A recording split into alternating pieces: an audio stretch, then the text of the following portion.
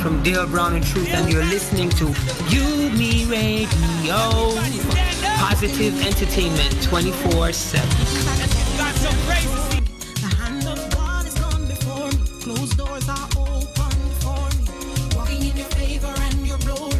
Taking back all my territory. The hand of God is gone before me. Closed doors are open before me. Now is the time. Now is the hour to get up, stand up, and step into what God has for you. I won't let this moment slip through my fingers. I'll take a hold of the promise He has for me. Walking in your favor and your glory. I'm walking. God is gone before me. Closed doors are closed, doors are open. Walking in your favor and your glory. I'm walking, taking it back. God is gone before me. Closed doors are open for me. There's a shift. God has changed the atmosphere, and now above my head, I hear music in the air, and I embrace your move, Lord. Your words are true, Lord. The promise you gave to me will never fail. Walking in your favor and your glory, taking back all my territory. I'm walking. Closed doors are open before me. Walking in your favor and your glory, step by step, all my territory, day by day. God is gone before me. Closed doors are open before me. Now is the time. Now is the hour to get up, stand up, and step into what God has for you. No more delays and no stopping nowhere, 'cause it's all over. It's a brand new day.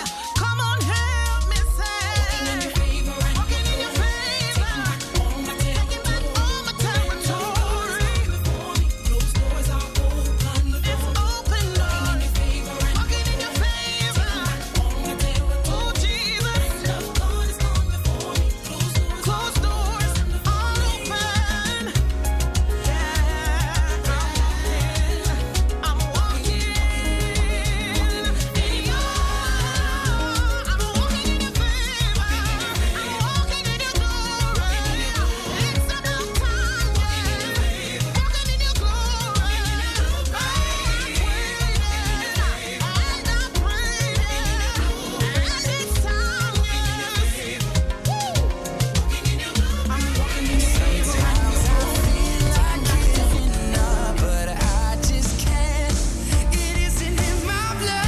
The latest hits and the greatest memories on Yumi Radio.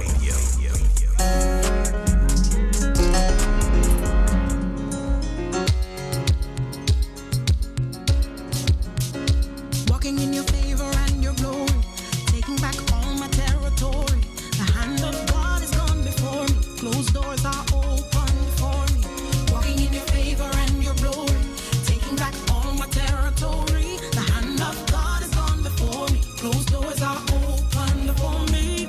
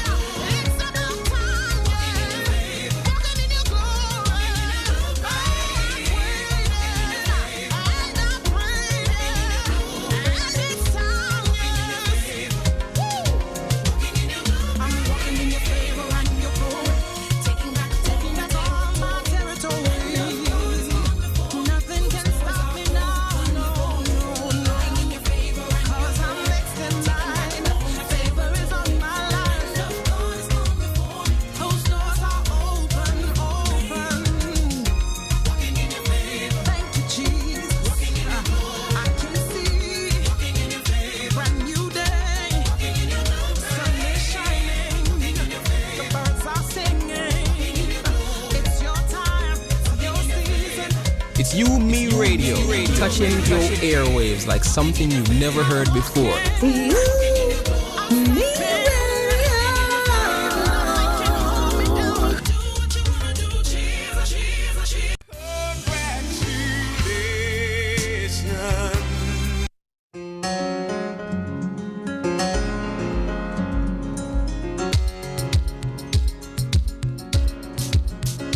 Walking in your favor and your glory, taking back all my territory. The hand of God is gone before me. Closed doors are open before me. Get up, stand up, and step into what God has for you. I won't let this moment slip through my fingers.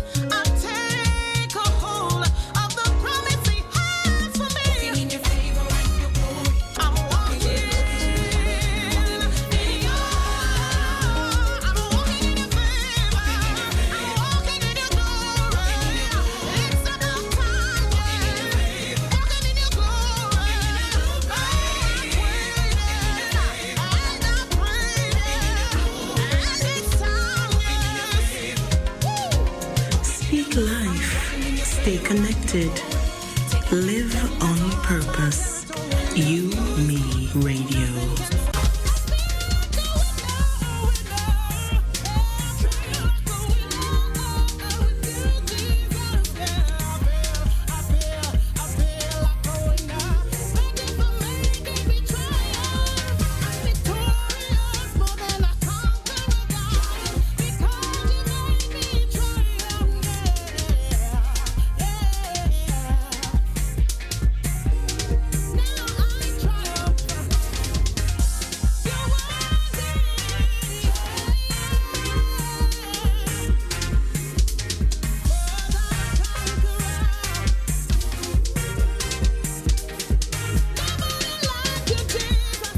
Transforming lives through uplifting entertainment and radical conversations, keeping you connected to relevant and empowering information. You're listening to You, Me, Radio.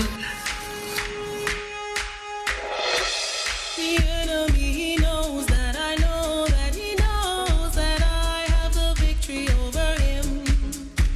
The enemy knows that I know that he knows that I have the victory over him. The enemy knows that I know that he knows that I have the victory over him. The enemy knows that I know that he knows that I have the victory over him. Oh, ilu yode ashiani, yode ashia ushea yeshli nitsa onalu. Oh, ilu yode ashiani, yode ashia ushea yeshli nitsa onalu. Oh, ilu yode ashiani. Dear Queendom, you may be gifted, but it takes discipline, vulnerability, and overcoming the darkest part of yourself to really master your craft.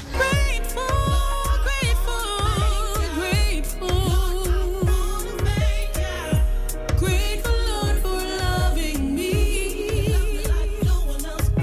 Grateful. You've done for me. You paid the price and set me free. In retrospect, I realize I can't live without you. No one else can do me like you. In you, I move and have my being. You are my everything. Lord, I wanna thank you. Grateful. Lord, I wanna thank you. Grateful, Lord, for loving me. No one else. Grateful. You've done for me. You paid the price and set me free. I raise my hands in the air to show you my affection for the love that you give. I give you my devotion, and sometimes though I feel like I don't deserve it, but you help me with your love and wouldn't let me go. Your assignment is greater than your assassin. You're the joy through my their queendom. You have to fight a battle more than once to win. I am Marsha J, international recording artist. Stay connected to UME Radio.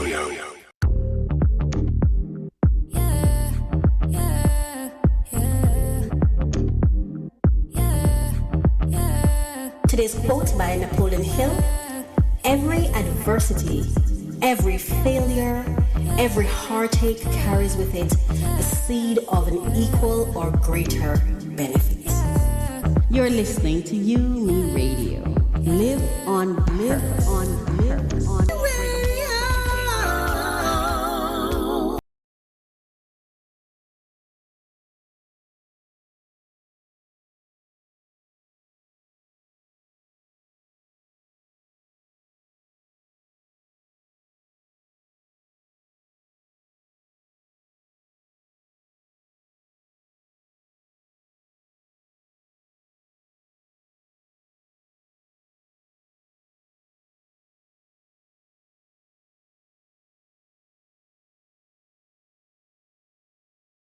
for the weekend. Oh, yes.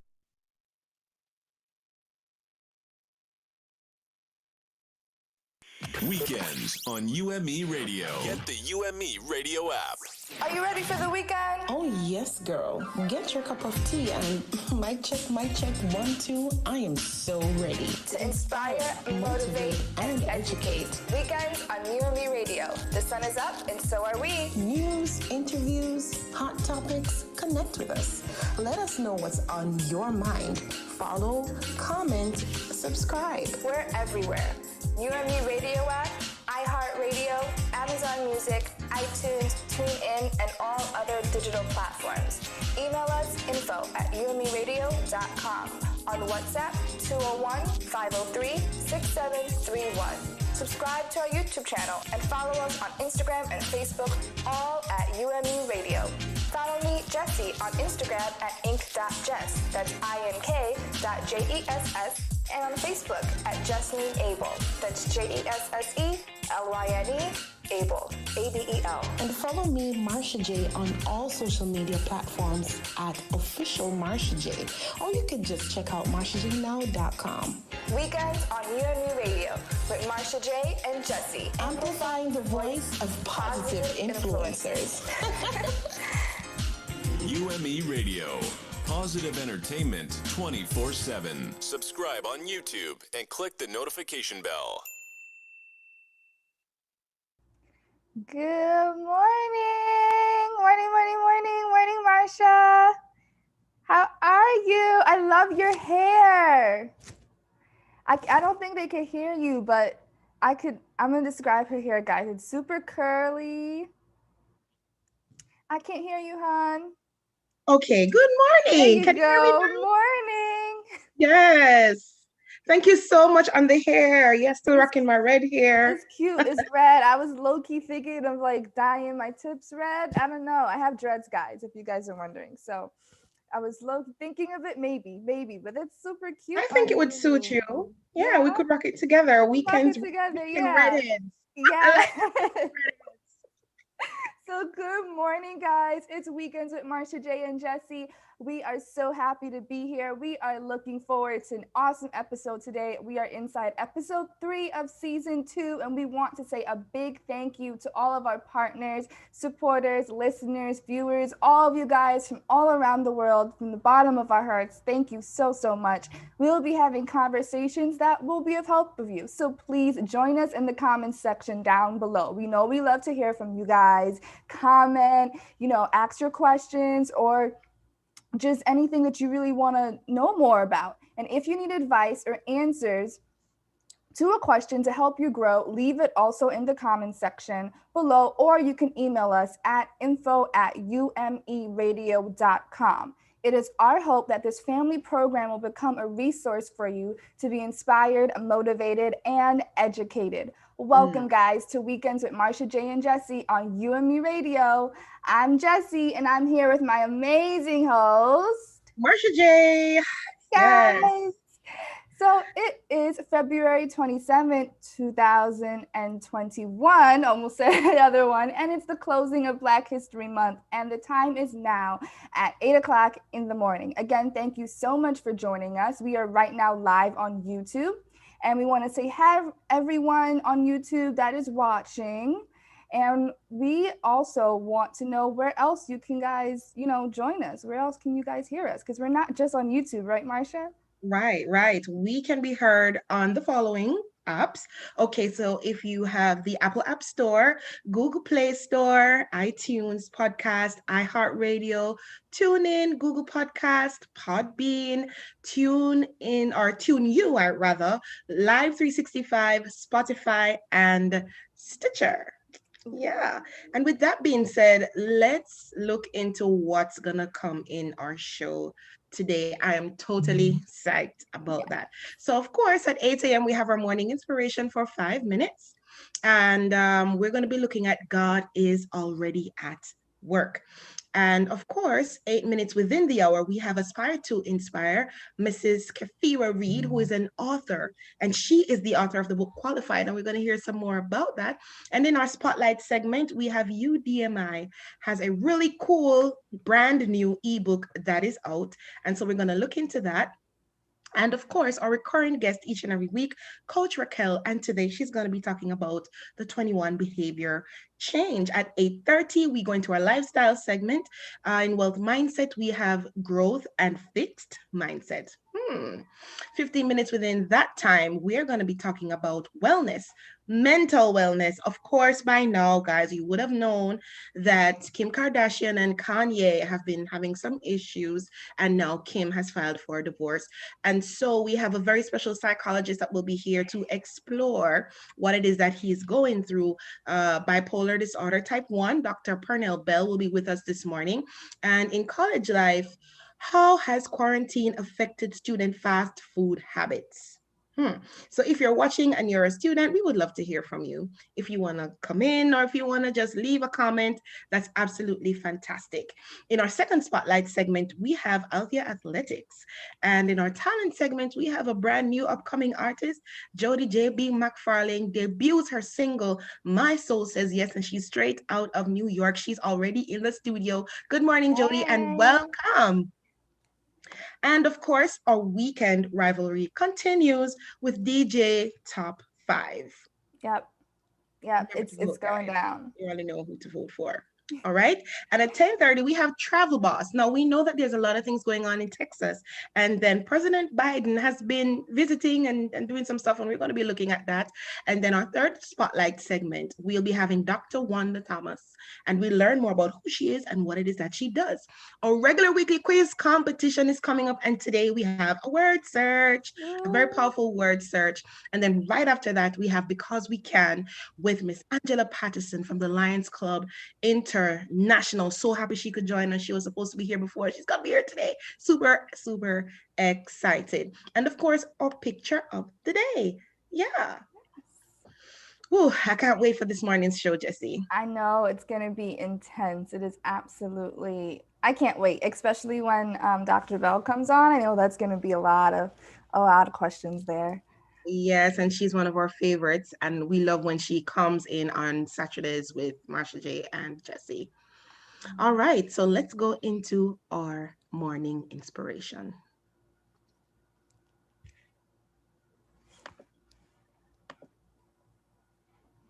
So this morning's morning inspiration is brought to us by First 15 Devotional, and the topic is God is already at work.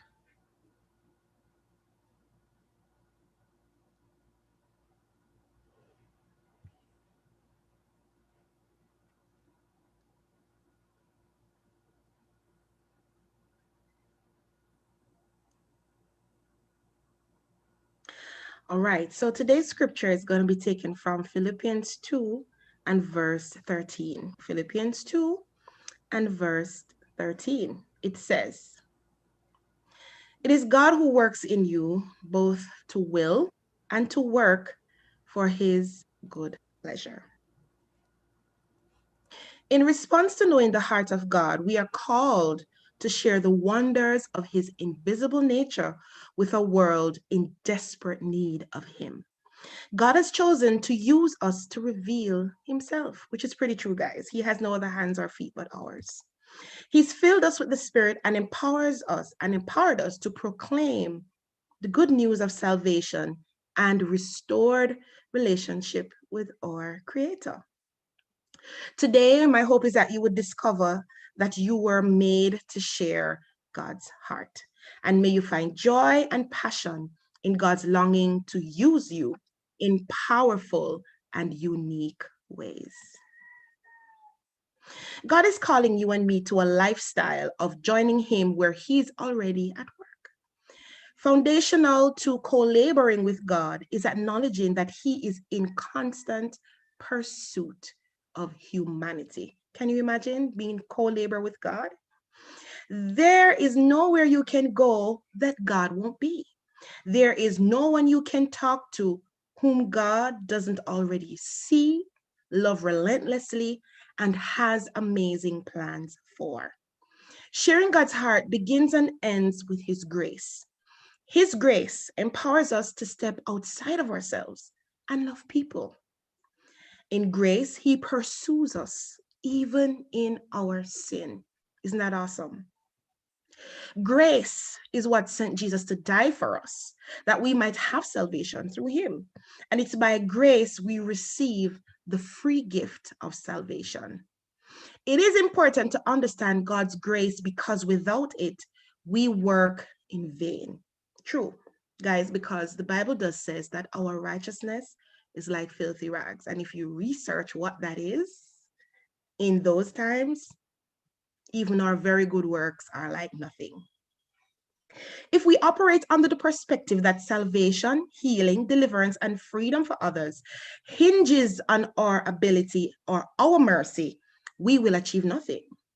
But when we understand that we are merely just carriers of God's heart and fellow recipients of God's lavish grace, we work from a place of power and truth. So 1 Timothy 2:3-4 says, "This is good, and it is pleasing in the sight of God our Savior, who desires all people to be saved and to come to the knowledge of the truth." Philippians 2:13 says, "It is God who works in you both will and to work his good pleasure."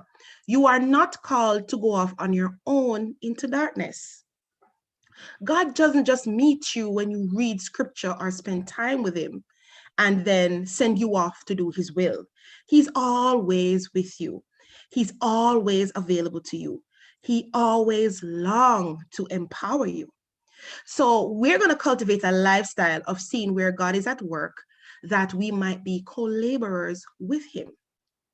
Ask the Holy Spirit for eyes to see the way he is pursuing people. Ask him for his heart for your friends, for your family, co-workers, and those you might only encounter one time. God's most likely not asking you to drop everything and move an unreached people group right this moment. Instead, he's asking you to be used by him to minister to others you encounter in your daily rhythm of life. Meet God where he's already at work today and seek to share his heart with a world that desperately needs to know a God who passionately pursues them. A lot of times we encounter different people and we take it for granted. We've always said that God is extremely calculated. So nothing just happens. Everything happens for a reason. And if it is that you are a believer and you are watching this morning, be in awareness of the people you pass on the street. Did you say good morning? Did you give them a good word? Because the truth is, you really don't know what someone is going through. They may have a big smile on their face, or they may get dressed up in really cool suits and jackets, but deep down inside, they're absolutely lost. And how are we going to reach them? By connecting with God through discernment and really taking the time to say, God, I'm about to go on the road right now. What would you have me to do? Because really, we are just sojourners, we're just pilgrims, and we're here to do his will.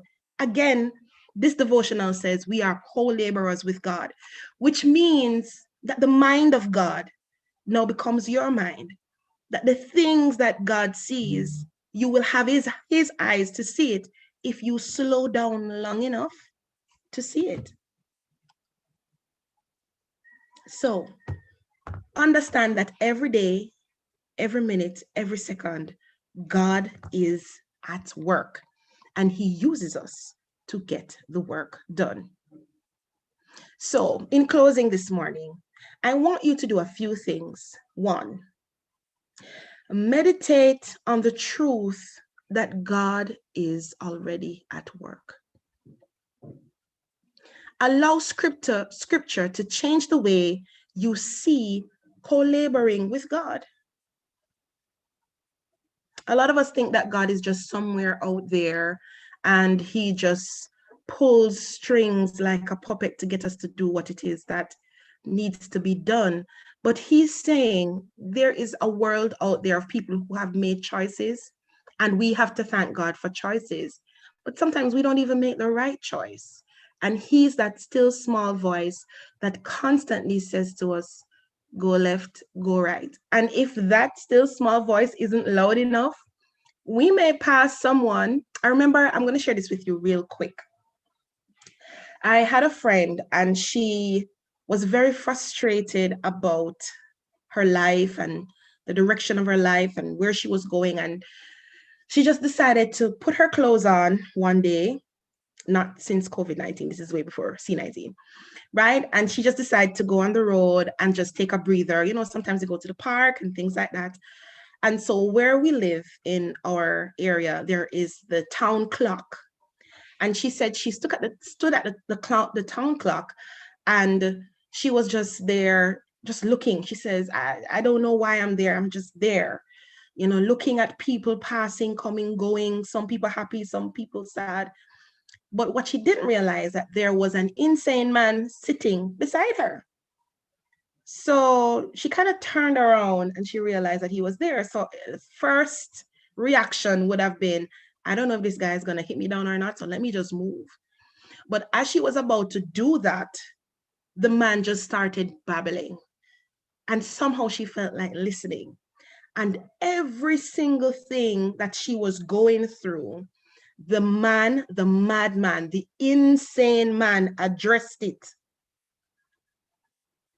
And he was even talking about God. And she said when she heard what was coming out of his mouth, she was so surprised. She was like, God, seriously? And the truth is, God can use anyone or anything to get to us, to get a message to us, you know, and that is why we have to always constantly be listening and looking and watching. So God is already at work too. Ask God where he is already at work around you. Ask him to bring to mind a person or a group of people who you can minister to. Yes, we all have problems. Yes, we all need to be ministered to. But sometimes we have to take our eyes off of ourselves. I remember I had a very interesting weekend and I had to lead worship at my church in the Sunday morning, and there was no one there to fill in. I kind of felt like I can't do this morning. I really can't. I don't have the strength to go 30 minutes because my spirit was really low. And right about as I was about to walk on the platform, I broke down, like literally broke down. And one of the team members called me aside and just started praying over me and praying for me. And it was such a powerful moment for me. And it gave me the strength to do what I had to do. Now, when I stepped out there to give of whatever God had poured into me, it was one of the best sessions. You know, persons were testifying of oh my gosh, I was so blessed, and to God be the glory for all of that.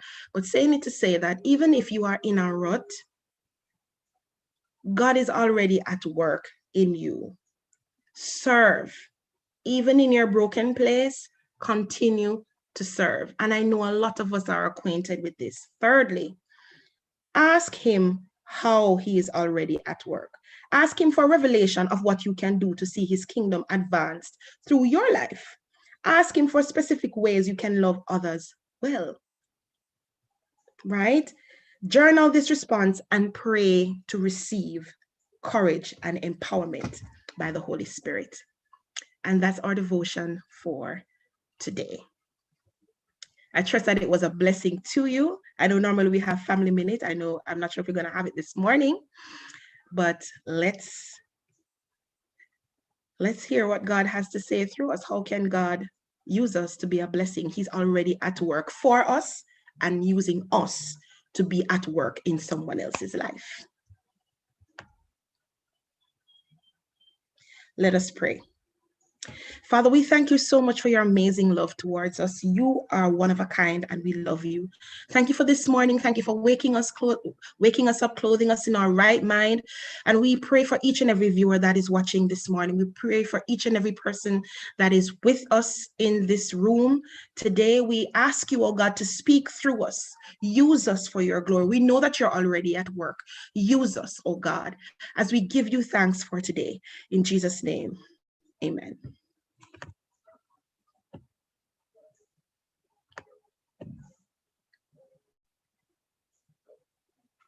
Amen and amen. All right, so we are going to dive into a very special segment, Jesse. Yes, and we have in the house this morning our guest, Mistress Kafira Reed, author of Qualified. Miss Reed, how are you this morning? Thank you so much for tuning in. And I want to say that it's not only her book launch celebration, but birthday and book launch celebration. So happy birthday, happy belated birthday. Thank you so much for tuning in on Weekends with Marsha J and Jesse. How are you? Hi, I am very well, thank you. And you? I am doing really well. I'm doing really well. So for our listeners just tuning in who don't really know that much about you, can you tell us a little bit about yourself? Okay, I am Kafira Reed. Some persons call me Fira, Kerry. My husband calls me Kerry. I am what should I say? Marsha? You are many things, girl. I am many things. I am a friend. I am a mother, a wife. I have 3 beautiful children, 1 2-year-old daughter. I have a 13-year-old son and a 7-year-old. I operated in the capacity of a pastor's wife. I love people. I am a friend. I don't know. And you're an author.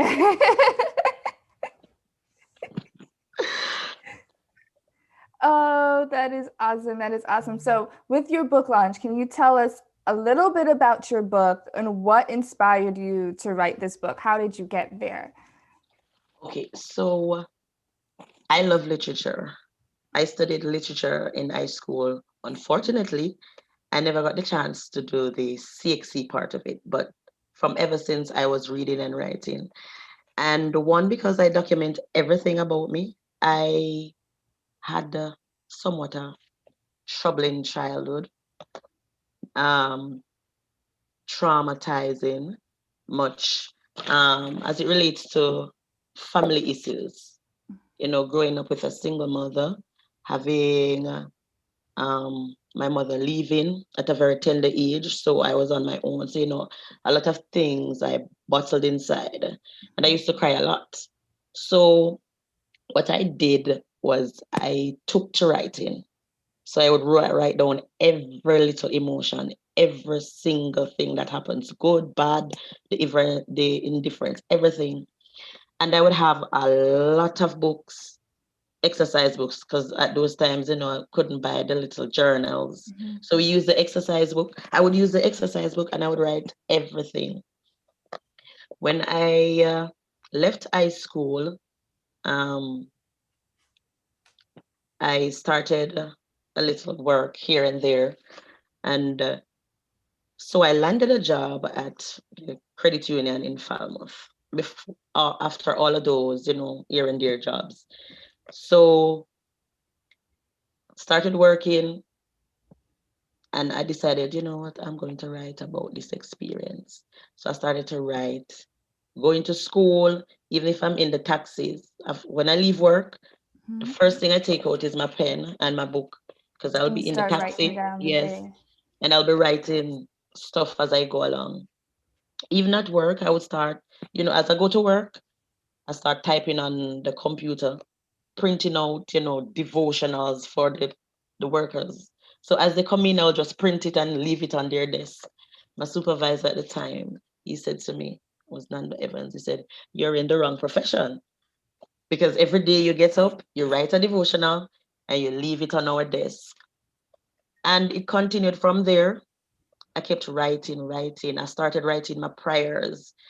And I realized that when I write my prayers, whenever anything came through, I would just tick it off. And so I came into ministry with it. I wrote my prayers. Right now, I have the amount of books I have packed up. Wow. Prayer journals. I wrote every prayer. The prayer for my son's deliverance in there that is ticked off. Prayer for, I wasn't really praying for a daughter for myself. Oh. I was praying for a daughter for my husband because he was the one who wanted a daughter. I never wanted to have 3 kids, but God be praised. Yeah. It happened. And so with the book now, I started to write. I said I wanted to start a vlog on YouTube. So I started it, but I didn't have the space to do the videos. So sometimes I would go in the car and lock myself in the car, but I realized that I wasn't reaching anybody like that because I didn't have. So I said, you know what, I'm going to do a blog on Facebook. So I started the blog on Facebook and I realized that persons, I got more responses on Facebook.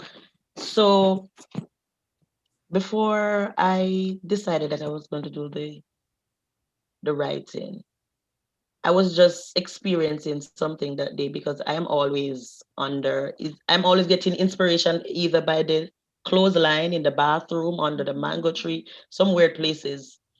So, and weird stuff, probably not weird, everyday stuff.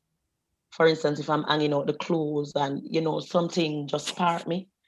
And then, the Lord just start talking to me using the clothes.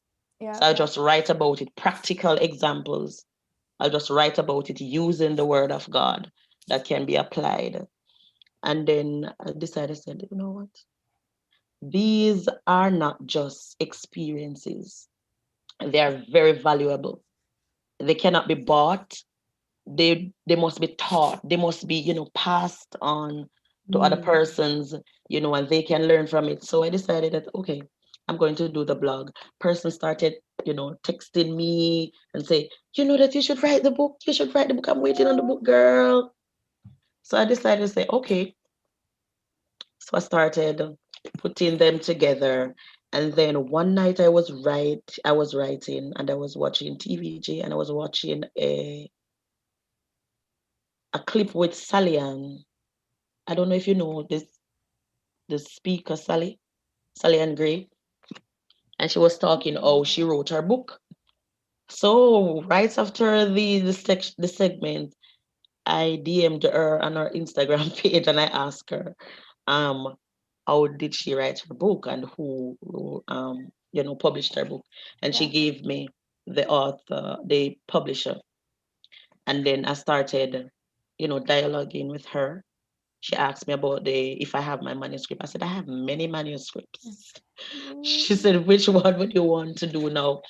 I said I would want to do the one that I have on Facebook. No, first it wasn't expensive Christian experiences, it was just expensive experiences. But then I changed it because even though it is experiences, this was basically my Christian experience, my experience as a Christian that I was journaling. And so I changed it.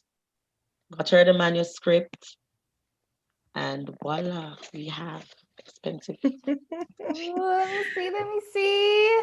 Yes, I love it. I love it. It is beautiful, and the artwork on it is amazing. And I designed the cover too.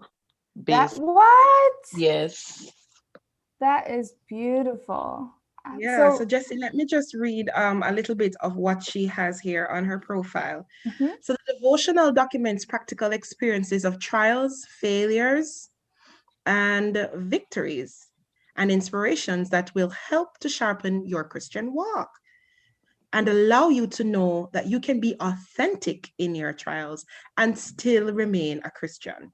Even if you lose some battles, your life can bring hope to the lost and dying and be of encouragement. Everything you go through, God already knew about it. He spoke to Jeremiah in the first chapter, verse 5.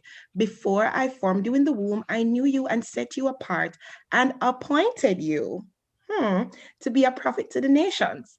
Because God knew you, he knew you would come up against these circumstances. They are not new to any one person, but God allowed me to document these experiences so that you can make it, even though the odd circumstances in life, God has his hands on you. Awesome. Awesome way to summarize what it is that you do. Definitely in line with our devotional this morning too, Jesse, where we say God is already at work. Yes, it really is. Miss Reed, I have one question for you because I think before we have to wrap up this little, I don't want to say bye to you, but before we have to wrap up, if you can share, if you had to say one important lesson that you've learned for the average person, Christian, or if they're not Christian out there, what is one lesson that you hope people take away from your book?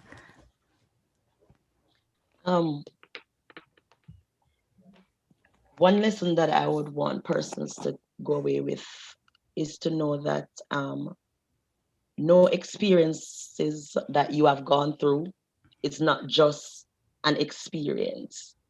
It is what I would say now, it is in your destiny. So sometimes you may think that, all right, if I had not done this and if I have gone this way, then it would have worked out differently. But every experience that you have is for the journey ahead. Because if it is good, you can still relate it to somebody else. If it is bad, it is for somebody else to learn from it or to see how you go through it. I always tell people that God always said to me, I remember that I was, talking to God and I was saying, why do you have to allow me to experience something so that I can be an example to somebody else? And he said to me that your experiences are not for you. It is for somebody else.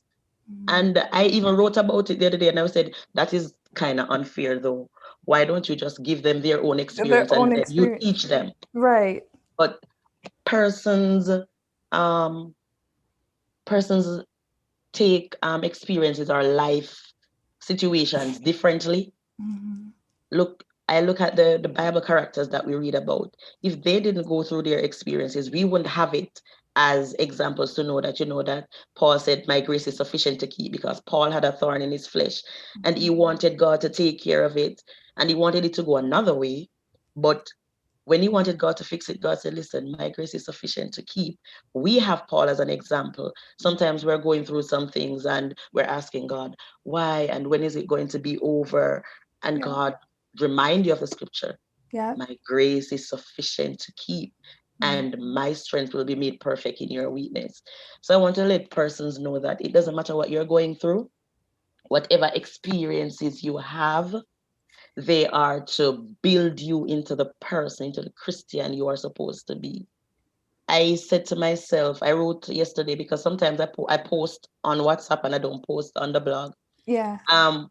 I was writing a whole lot of things, and I'm saying I am who I am today because of the experiences that I have. They don't make me weaker, even though they are hard situations and they are tough situations. It makes me the Christian I am today.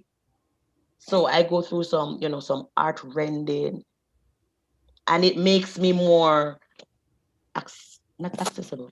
I am more pushed towards young people because the things that I experienced growing up, I got saved from I was 12 years old. So when, teenagers saying that, oh, miss it hard, and I relate everything. And persons who are watching who know me, I started a teens ministry when I came to Steertown. I have never hidden anything from them. Every experience that I have growing up, I let them know the reality about it. I don't, quote unquote, I don't spiritualize everything. I let them know, say, yes, there are going to be times when you're down to your face and you can't pray, you feel like you want to backslide. Yep. And sometimes you go to church, you're at church, but you're just not at church. And I feel like that's really important because I feel like, especially a lot of Christians or outside people who aren't Christians looking in, thinking, oh, you're a Christian, so everything must be perfect. Everything. And it's like, no, I'm struggling. No, if only you knew. I was surprised when I went, because I'm working now. I am doing a little job right now. So when I went to work, the thing about me, I don't go to work telling people, oh, I'm a Christian, I'm a pastor's wife, I allow my life to speak for me. So I remember one day we were talking in the cluster, and they were saying, what do you do? So you say, oh, you miss church to them. You say, can I tell you? I mean, love church so much, because there are persons who work there who know me. And I'm like, today I would be doing worship, And then they start, one question leads to another. And then the thing about a pastor's wife come up. And they were like, you're a pastor's wife? I said, yes. And they turn, you're a pastor's wife? She said, no, pastor's wife not act like that, because pastor's wife just bougie and they just are going with themselves. That was the comment. And I felt away because I'm saying, oh my God, that is the attitude we push off to persons out there, that we are on the eye, we are the most, posh. Yeah. We must be at the most seated places. And they said, you are too nice to be a pastor's wife. And I felt a way about it because basically they're saying pastors' wives are not nice. Are not, right. And they say, you're too down to earth. Me, I don't have to tell them. Yesterday, one of my coworkers said, listening to you allows me to want to get saved. Yeah. Because I don't just push Jesus on people. Exactly. Yeah. I build a friendship with them. Yeah. I get to know them. And then in between 1 and 2 times when I hear them talk something, they say, you have sense, what you do it in the world? Stuff like that. So, and I rap with them. So we can be real in our experiences. We can be among people just like Jesus. Yep. Just, you got church today? Yeah. When you done church, go play some ball with your friends, talk to your friends. I think that's what I do. People want. I think in the Christian community, I think people should be like that because people have their own view of church, whether their church was like hypocritical, not acting a certain way, and they were teaching, the Bible, and then the congregation is acting a certain way, and a lot of people left because of that. And it's like, no, you just got to be real. Just be real with them.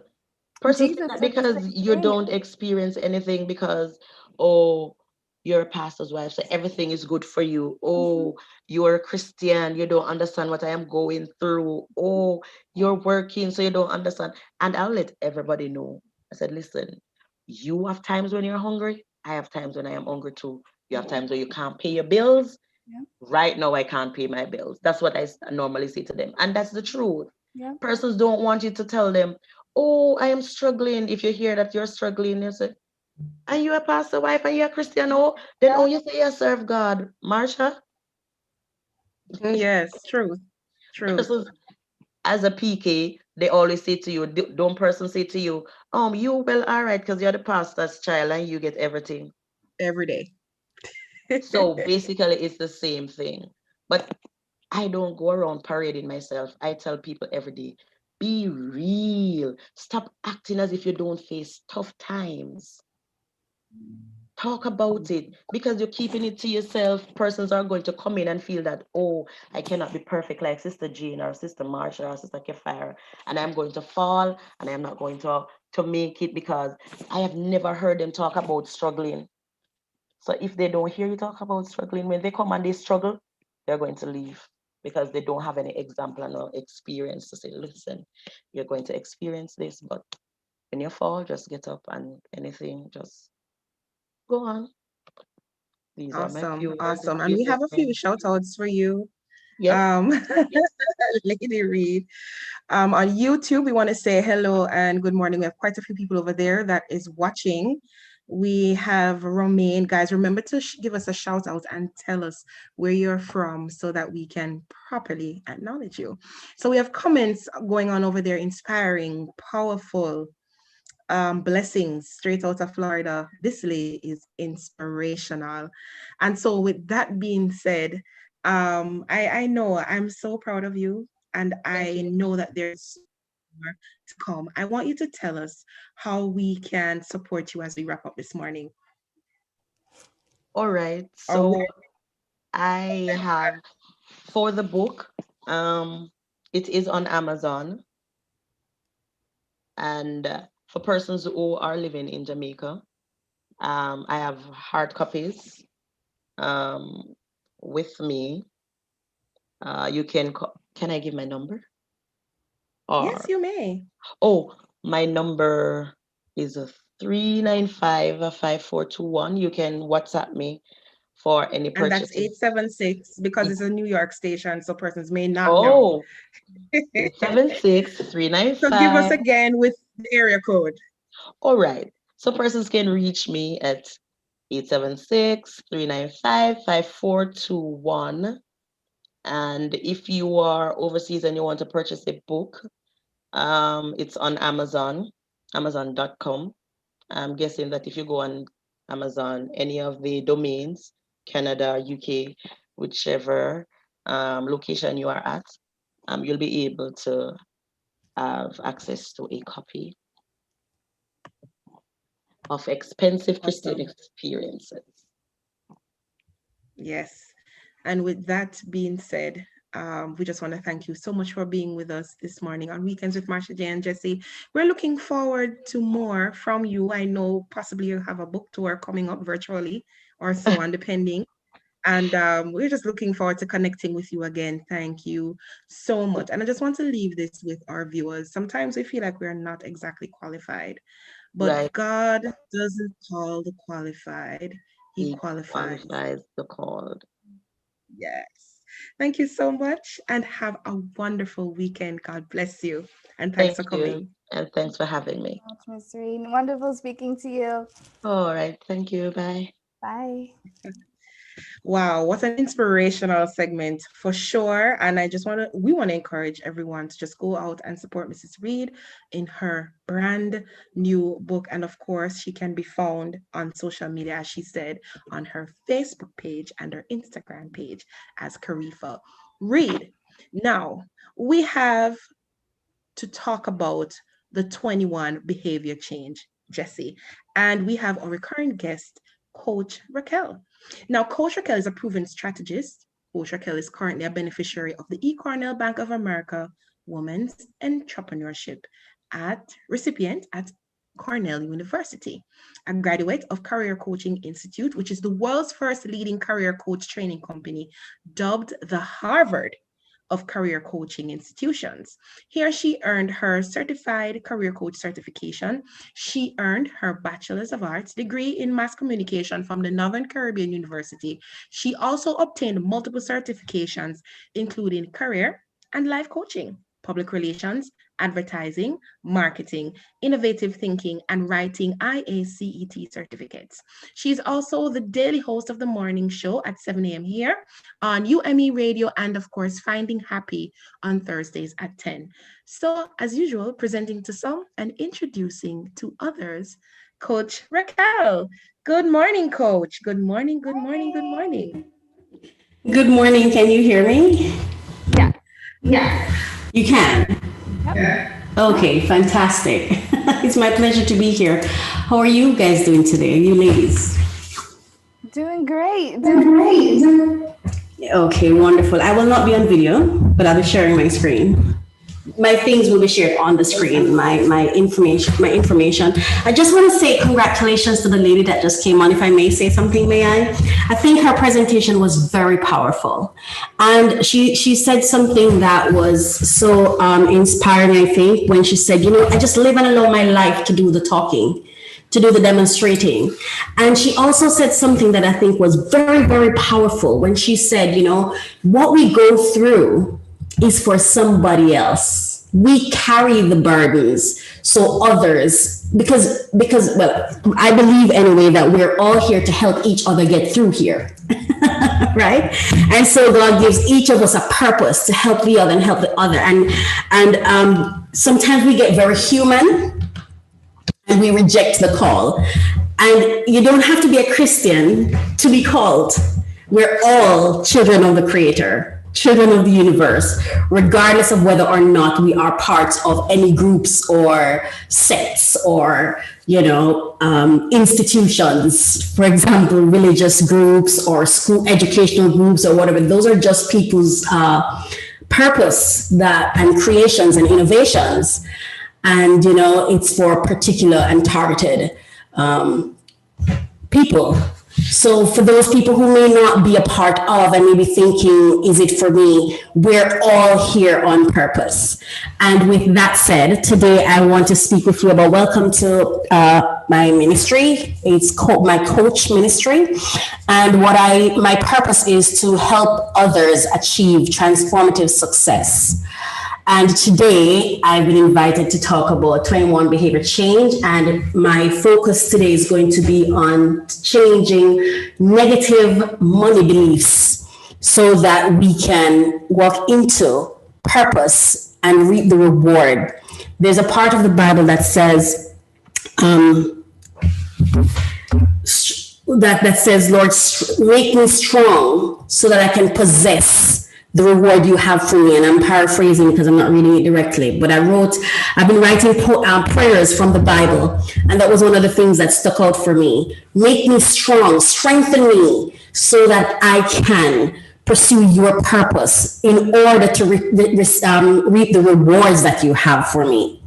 And I thought that word strong in it was powerful, understanding that what it takes to pursue purpose. So today I want to share with you 21 I'm going to give you 20 questions about money, and then I'm just going to share a tip when I'm done, which will be the 21. Okay.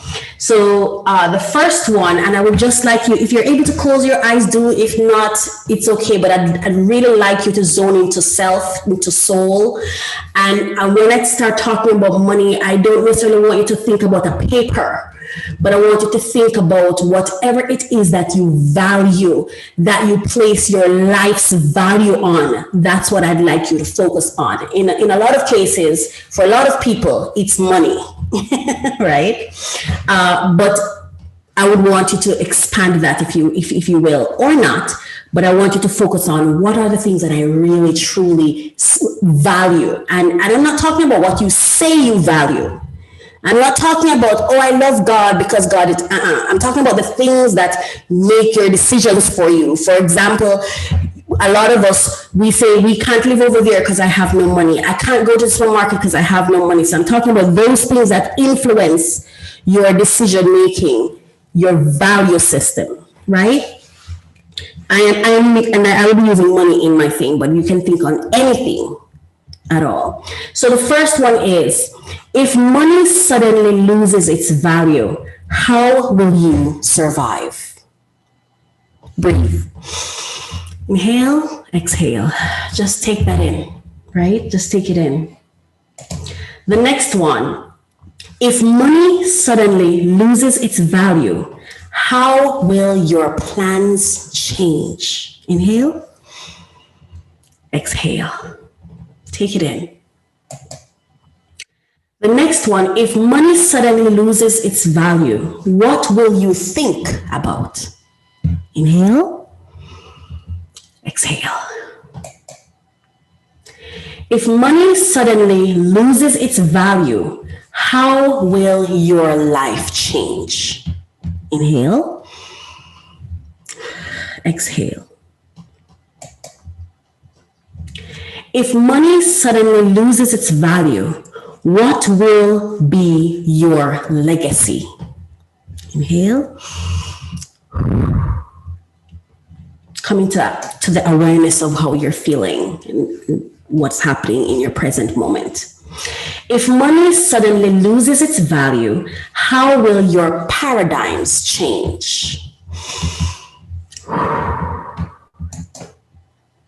If money suddenly loses its value, what will love look like to you? If money suddenly loses its value, how will you meet your needs? Inhale, exhale. If money suddenly loses its value, how will your future change? If money suddenly loses its value, how will you feel about your current circumstances? Inhale. If money suddenly loses its value, where would you be?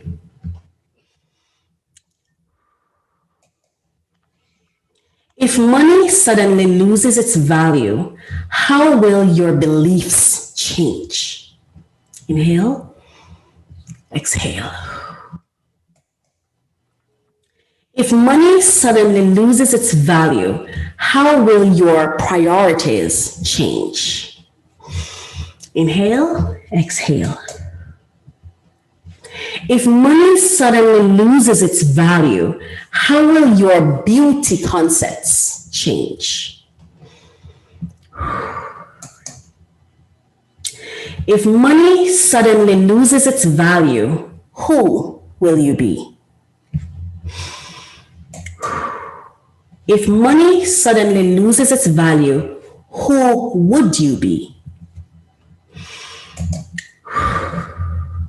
If money suddenly loses its value, who will your friends be? If money suddenly loses its value, what are you working for? Inhale, exhale. If money suddenly loses its value, who would love you? Inhale. And I think this is the last one. If money suddenly loses its value, what is your motivation, value, reward, and accomplishments? So I just want to ask you those are the 21 that I would like to ask you. And the final thing that I would like to add to this for the 21 is, do you know your value and how it is impacting or influencing your behavior? You don't need to answer any of these questions. You just need to put it out to the universe, create an awareness, and allow the universe, the God, your understanding of God to answer for you and walk into your purpose. That's what I wanted to share with you today. Any questions? No, but very profound thought. If money loses it, just that sentence alone, if money loses its value, because I do think suddenly, like if it happens in a snap. Right. What? Yes. It would definitely, well, for most persons, it would throw us off. Had we not thought about that before it happens, You know, like Yes. we would love wealth, right? And we picture ourselves, well, we have our own definition of what wealth looks like, but I don't think we ever think, what if we should gain it because it's something that we attracted, but then you wake up one morning and then you just lose it?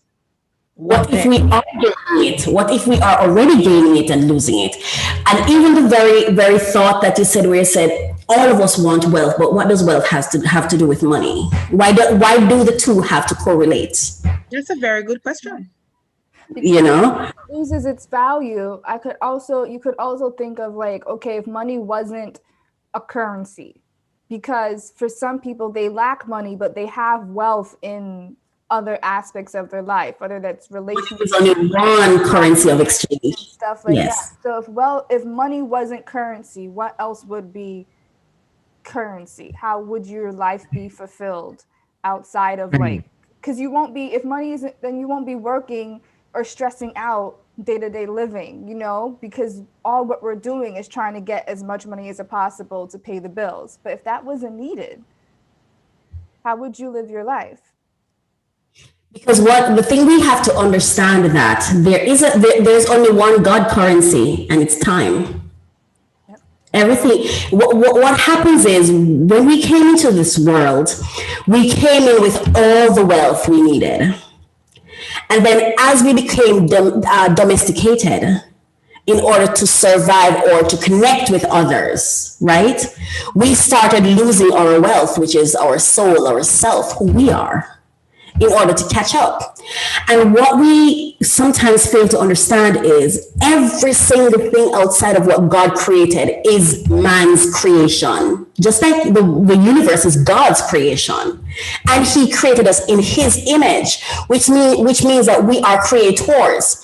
And everyone has a purpose. And that's why sometimes, people who are in purpose are pushing their purpose.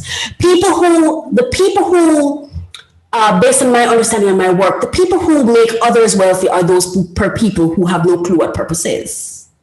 Because you see, the people who are in purpose is pushing it so hard that you become convinced that this is life. This is all there is to life. Not realizing that every single thing that man has created is a part of purpose. That did not stunt your own purpose. So you have to rise to the occasion and go through what the lady was saying before. We have to go through that pain. But what happened is pain that is unused, pain that's unexpressed, pain that is canoodled. I can't find the word. That is treasure. You know, what do they call it when you hush a baby? That feeling that when you soothe, pain that is soothed, is of no use to you. It just hurts. Pain that is used brings wealth. Because pain is attached to motivation and purpose. No motivation which is attached to purpose. But that's a whole other thing, success coaching, where we go through those things to understand what is this pain. And if we really understood pain, we wouldn't run from it. We would run towards it. Yeah. Yes, for sure. Thank you so much, Coach Raquel. And of course, we say this every week because we know that her coaching brings results. If you want to connect with her, you can go to mycoachministry.com and you can find out more about who she is, what is it that she does, and how you can help yourself, because that's what it is. Each of us, we need to help ourselves to get to the place that we need to be. We cannot, and I repeat, we cannot do this on our own. We need help. We need guidance. We need each other to get it done. Coach Raquel, thank you so much for being here with us. And we totally look forward to having you again next week. Thank you so much. That was really powerful, Marsha. I just every time she comes on here as a guest, I was not expecting to be this intense emotions, and every single time I should just get used to it in the morning to be like, it's going to be a hard hitter. Yes. And guess what? It's a part of the evolution of growth. It is. And that's all it is. It is. Yeah. So while we're on that, we have a quick spotlight on our radio show this morning, our UDMI free ebook.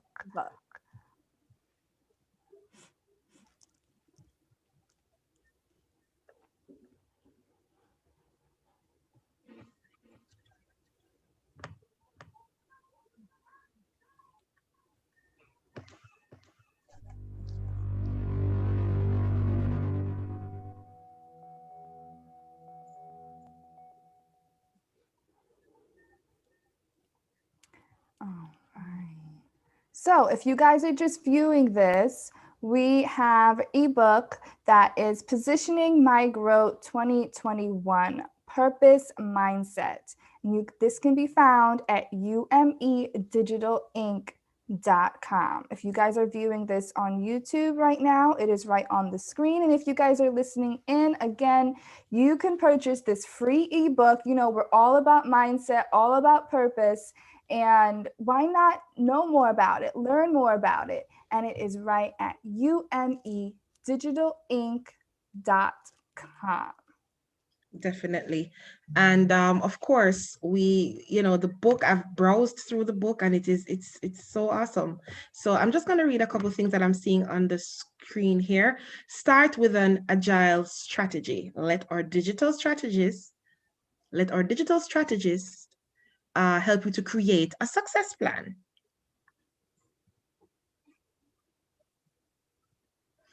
Build a strong standout brand or brand standout. And who doesn't want that?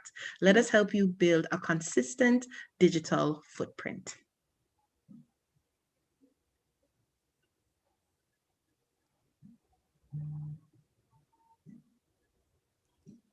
Go digital and level up. Level up and complete your digital transformation.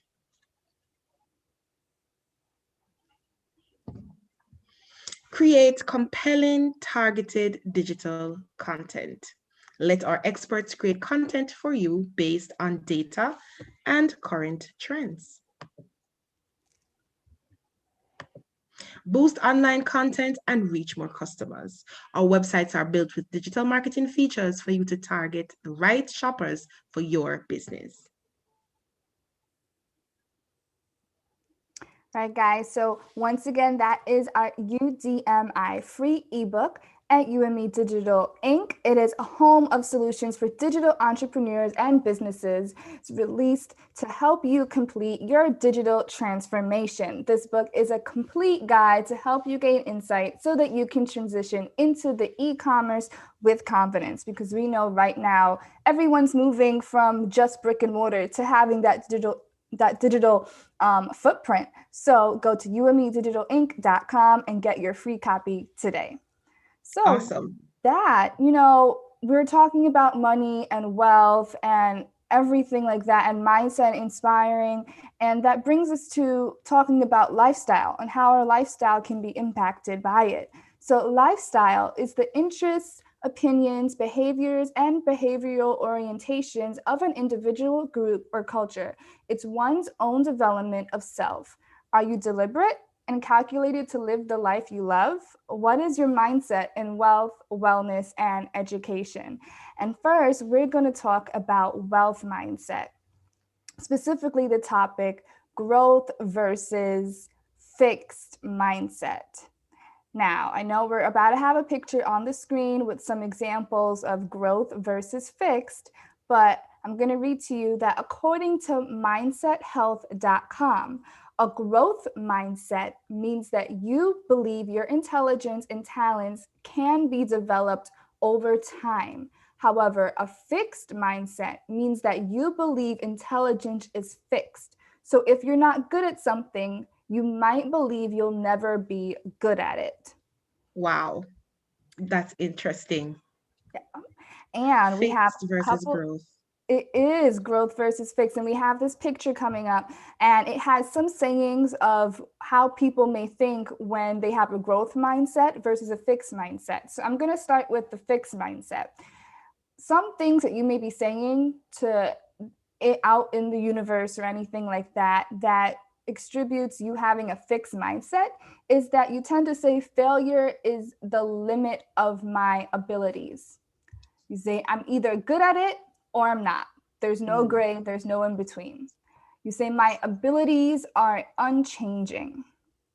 I can either do it or I can't. I don't like being challenged. My potential is predetermined. When I'm frustrated, I give up. Feedback and criticism are personal.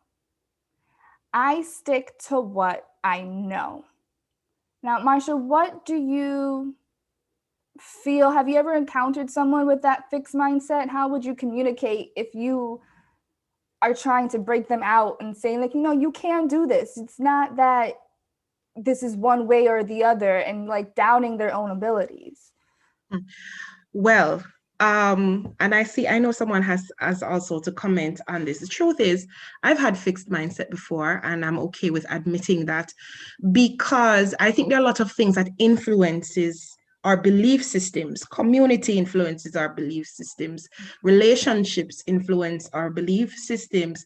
But then once you start to break out of the mold and you start to, and that is why I always say to persons, explore explore, read books, open your mind, watch interviews, interact with people that you're not comfortable with, listen to stories, because as was said before by Mrs. Reed, there's so many things that life throws at us, and it makes us feel like, listen, maybe I was just born to be a failure, or maybe this is not the journey that I'm supposed to take, when really and truly you should be looking at the glass half full as opposed to half empty, right? Because it's perspective. It's always about perspective when it comes on to a particular mindset. And I've also experienced the joy of a growth mindset, which I know we're going to get into in a bit, but I would encourage persons who have fixed mindset to just be open. To just be open. I know it's a very vulnerable place to be. It is even a very scary place. And I use that word scary because when you seem like you have had a track record of failure, then it just seems as if you can't win. But then there are many inventors and many persons out there who it's maybe after the 99th time of trying something. Let's look at the person who invented the light bulb. Right. I think that was Edison, and look at Albert Einstein, who started his development late in life, but we just have to be determined, and everything that changes about us is gonna start from our mind. So what are you feeding your mind? You understand? Who are you hanging out with that is going to, well, quote, and we say in Christendom, rebuke whenever you say, I can't, or I don't feel like. You need to have that person that is truthful, that person that is just a positive influence for you to say, hey, yes, you can do this.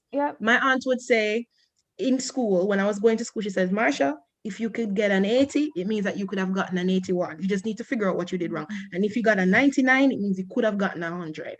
Right? So it's just about perspective.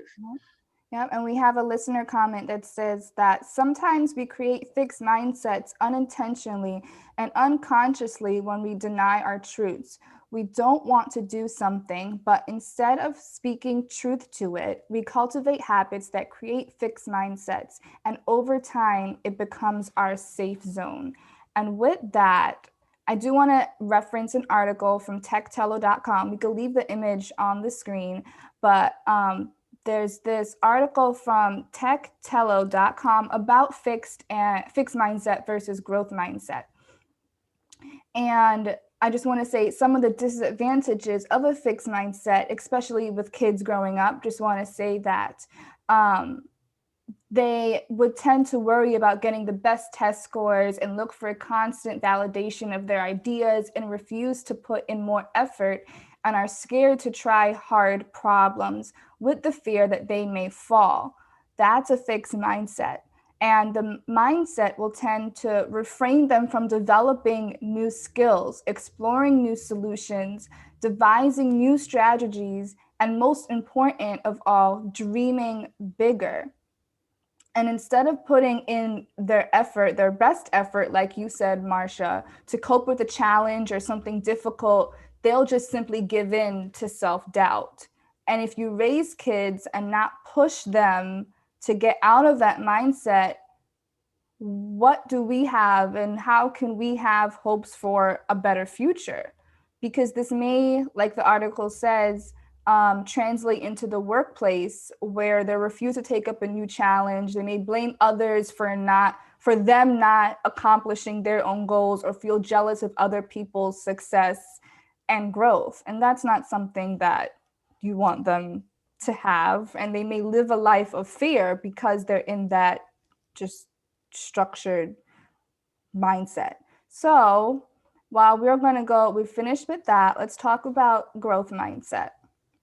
And we could actually, if we're still on the article, we could scroll up. I know they have an image of the two heads as well. So growth mindset is freedom. They persevere in the face of failures. Effort is required to build new skills. They find inspiration in other successes. They embrace challenges. They accept criticism, desire to learn, and build abilities. And I know that it is hard to make that shift because we all go through certain challenges where we have things that are fixed versus growth. And this article, if we scroll down, has strategies of how we can shift from that fixed mindset to growth. So the first strategy that they tell you is to tell yourself a different story.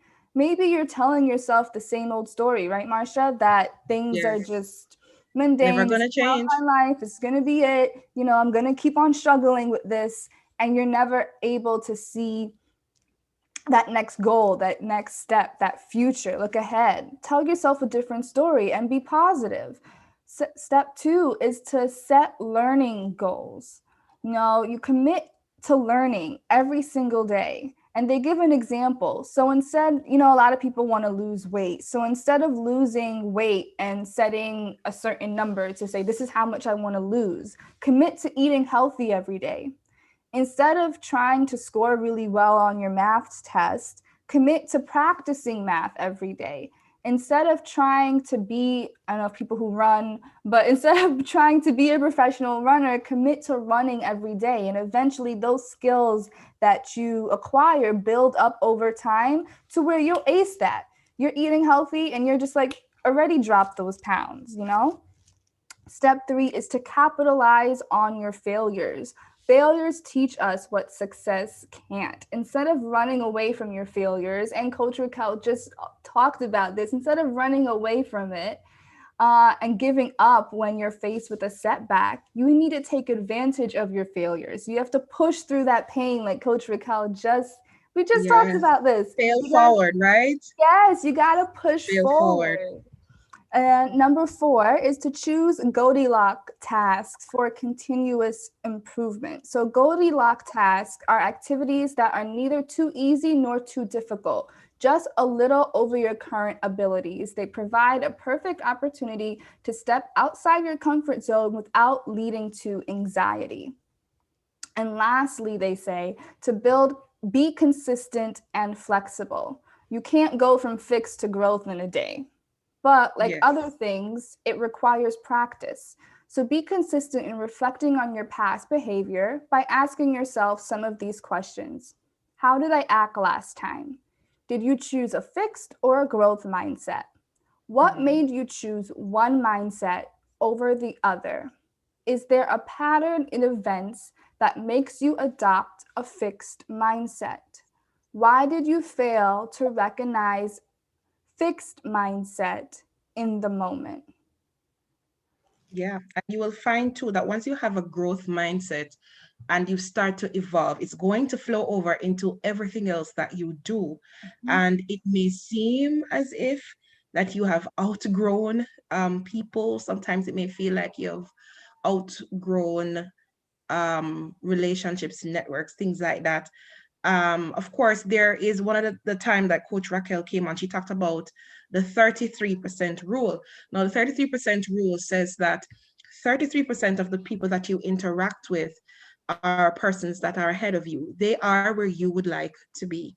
The other 33% are persons who are your peers. They are where you are.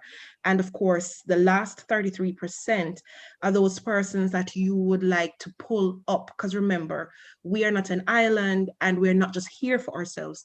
We're also here for people. But sometimes because of the conflict between the fixed mindset and the growth mindset, it can be frustrating because you're there growing, and you see endless possibilities.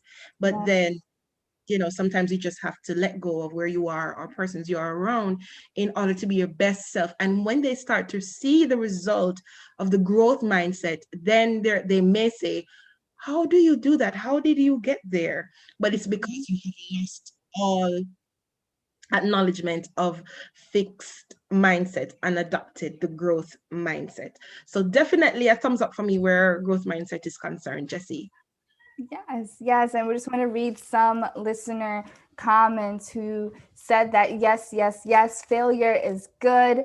Everything is my opportunity, my shot at abundance, my tool to achieve wealth. And another listener comments tuned in and said, unwillingness or rejection of change propels us into fixed mindsets. Definitely. Yes, exactly.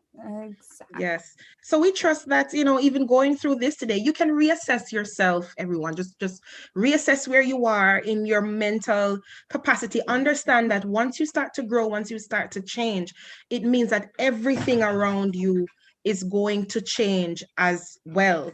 What I always try to do is to make sure that whatever my senses intake, it's something that is of growth, and it will add value, because once value is added to me, I can add value to the world. Definitely. That is great. I loved how you said that, Marsha. That is great. And once we're talking with mindset, we're going to go over to mental wellness, because everything is mental. And while we're in mental wellness, let's have a definition of what wellness is. So wellness is the act of practicing habits on a daily basis to attain better physical and mental health outcomes, so that instead of just surviving, you're thriving. To understand the significance of wellness, it's important to understand how it's linked to health. Today's topic, we're going to talk about the Kim and Kanye divorce with our special guest, Dr. Pernell Bell, who psychologist. So yes, thank and you we so always love much. having her on the show. Good morning, Dr. Bell. Good morning, Dr. Bell. How are you? I am well, thank you. Very, very well. Thank you so much for tuning in and coming on our show this morning. We're so happy to have you here. Yes. So today we're going to talk about, there's an article from CBS News. If you guys weren't aware, last week, Kim Kardashian files for divorce from husband Kanye West. And if you guys aren't into pop culture and you weren't aware, Kanye West has bipolar disorder. I believe type 1, allegedly. I know he has bipolar disorder. I'm not 100% sure on the type, but I'm pretty sure he said it's type 1.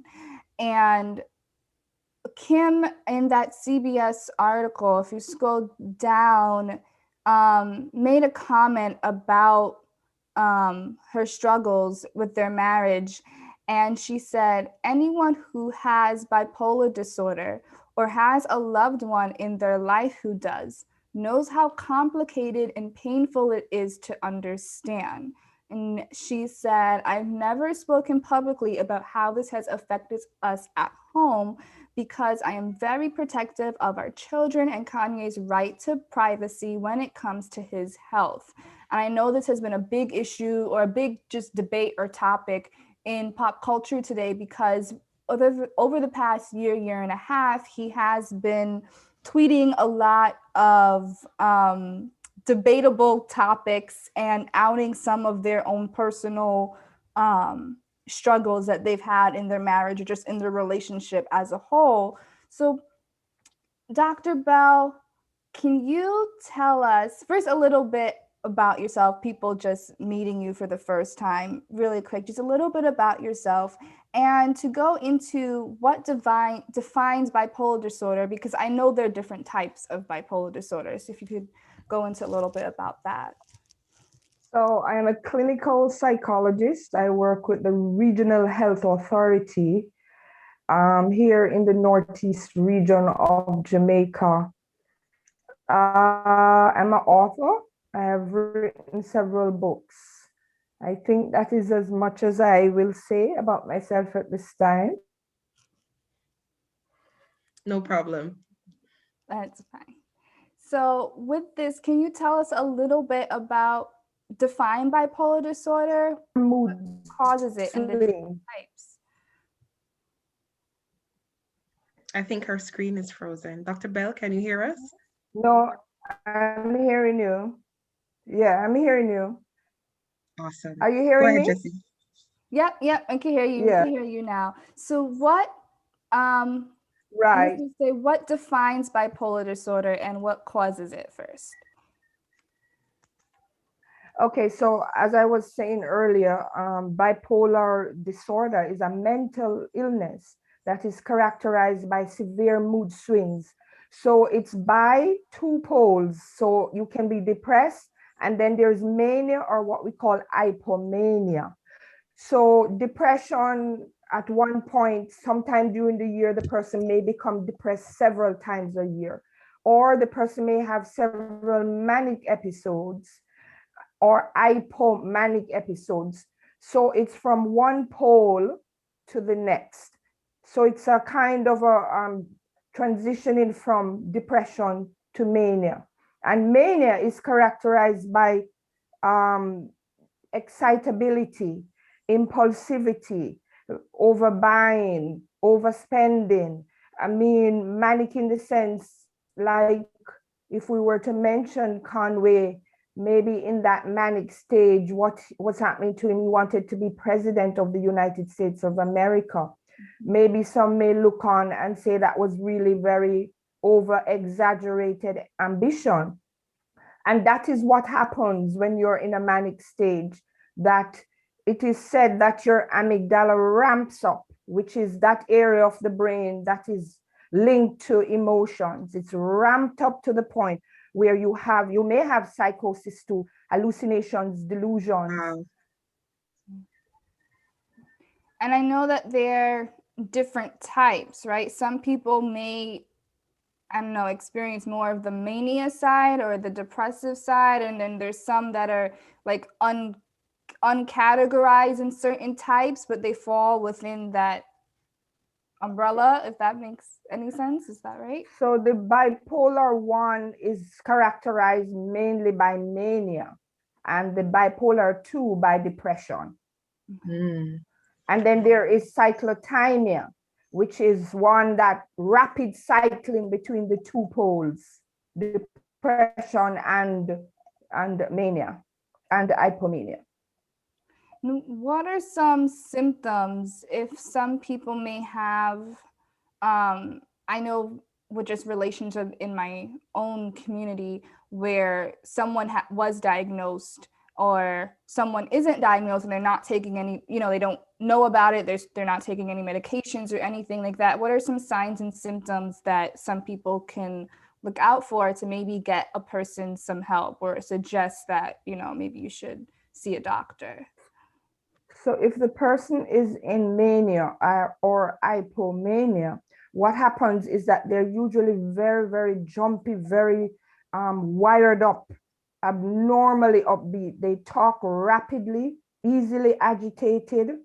There is decreasing sleep, so they would go throughout day and night and not feeling tired. So there is a overdrive in terms of not sleeping. Racing thoughts, a person will tell you when you ask, is that 100 thoughts, mile a minute is going on in their heads. And then they're usually very detractible and there's poor decision making. So they will make decisions that get them into severe trouble. Buying spree, right, taking sexual risky behaviors and so on. And then for the depression side is the classic signs of depression, which would be those classic signs of depression: self-esteem issues, feeling sad most of the time, hopelessness, sleeping issues, maybe sleeping too much or too little, and that level of hopelessness. Suicidal ideation is also very strong during that period.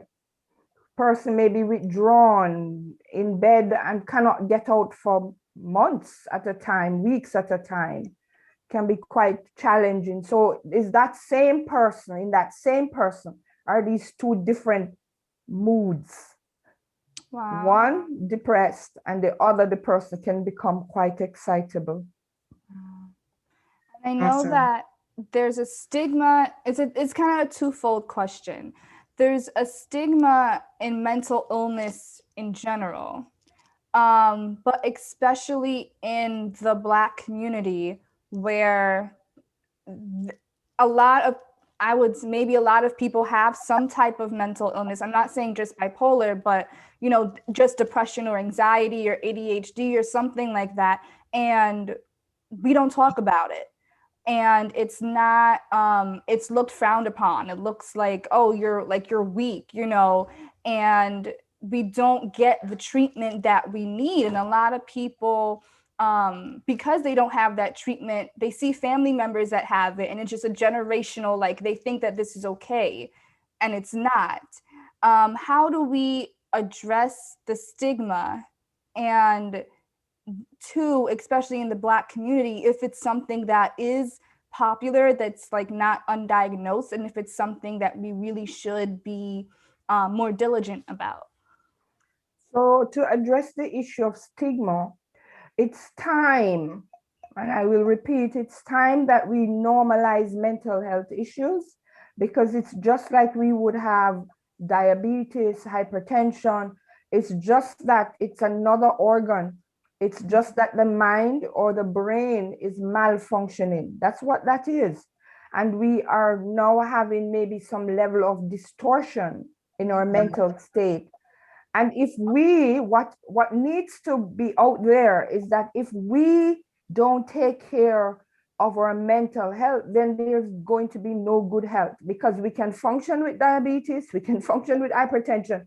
But when the mind, that is what we're using this morning, to talk in a rational and normal way, if that goes awry, we cannot function. And so we need to normalize mental health issues and cut out the stigma so that people can come to the fore without feeling like something is grossly wrong with me, because treatment is out there, just like there is treatment for diabetes and treatment for hypertension and so on. So there is treatment, and people can live near normal lives if they get the treatment that they need. Is staying without treatment, that is going to exacerbate the mental health issue, and then the person is unable to function, period. So stigma, and I want to put it out there, I know I've said this before, but I want to say it again. 1 in 4 persons globally will experience a mental health issue. 1 in 4. Yes, will experience. So how many of us are on this platform? Well, we can count off that one of us at some time in our lives will experience a mental health issue. I would like to add that COVID-19 is on us. And so the new stats, listen carefully, the new stats is 1 in 5 who contract COVID-19 will experience a mental health issue. And 1 in 5 in the general population. So let's do the maths, the stats. 2 in 10 going forward, plus the 1 in 4.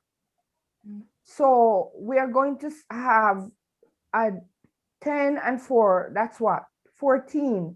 Yes. So we can look at 3 out of 14 persons in the general population going forward in the mix of this pandemic who will experience a mental health issue.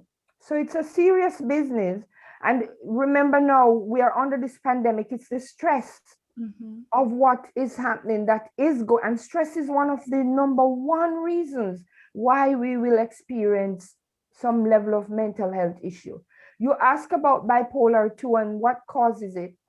And 1, stress could be a factor. People who undergo severe stress, there could be a breakdown in the nervous system, hence a breakdown in our mental state. And also some of it is genetic. So bipolar, for example, runs in families. So if we were to do a survey, maybe there were some persons or person in the family that may have had bipolar disorder, and so it is genetically transmitted. Wow. Yes.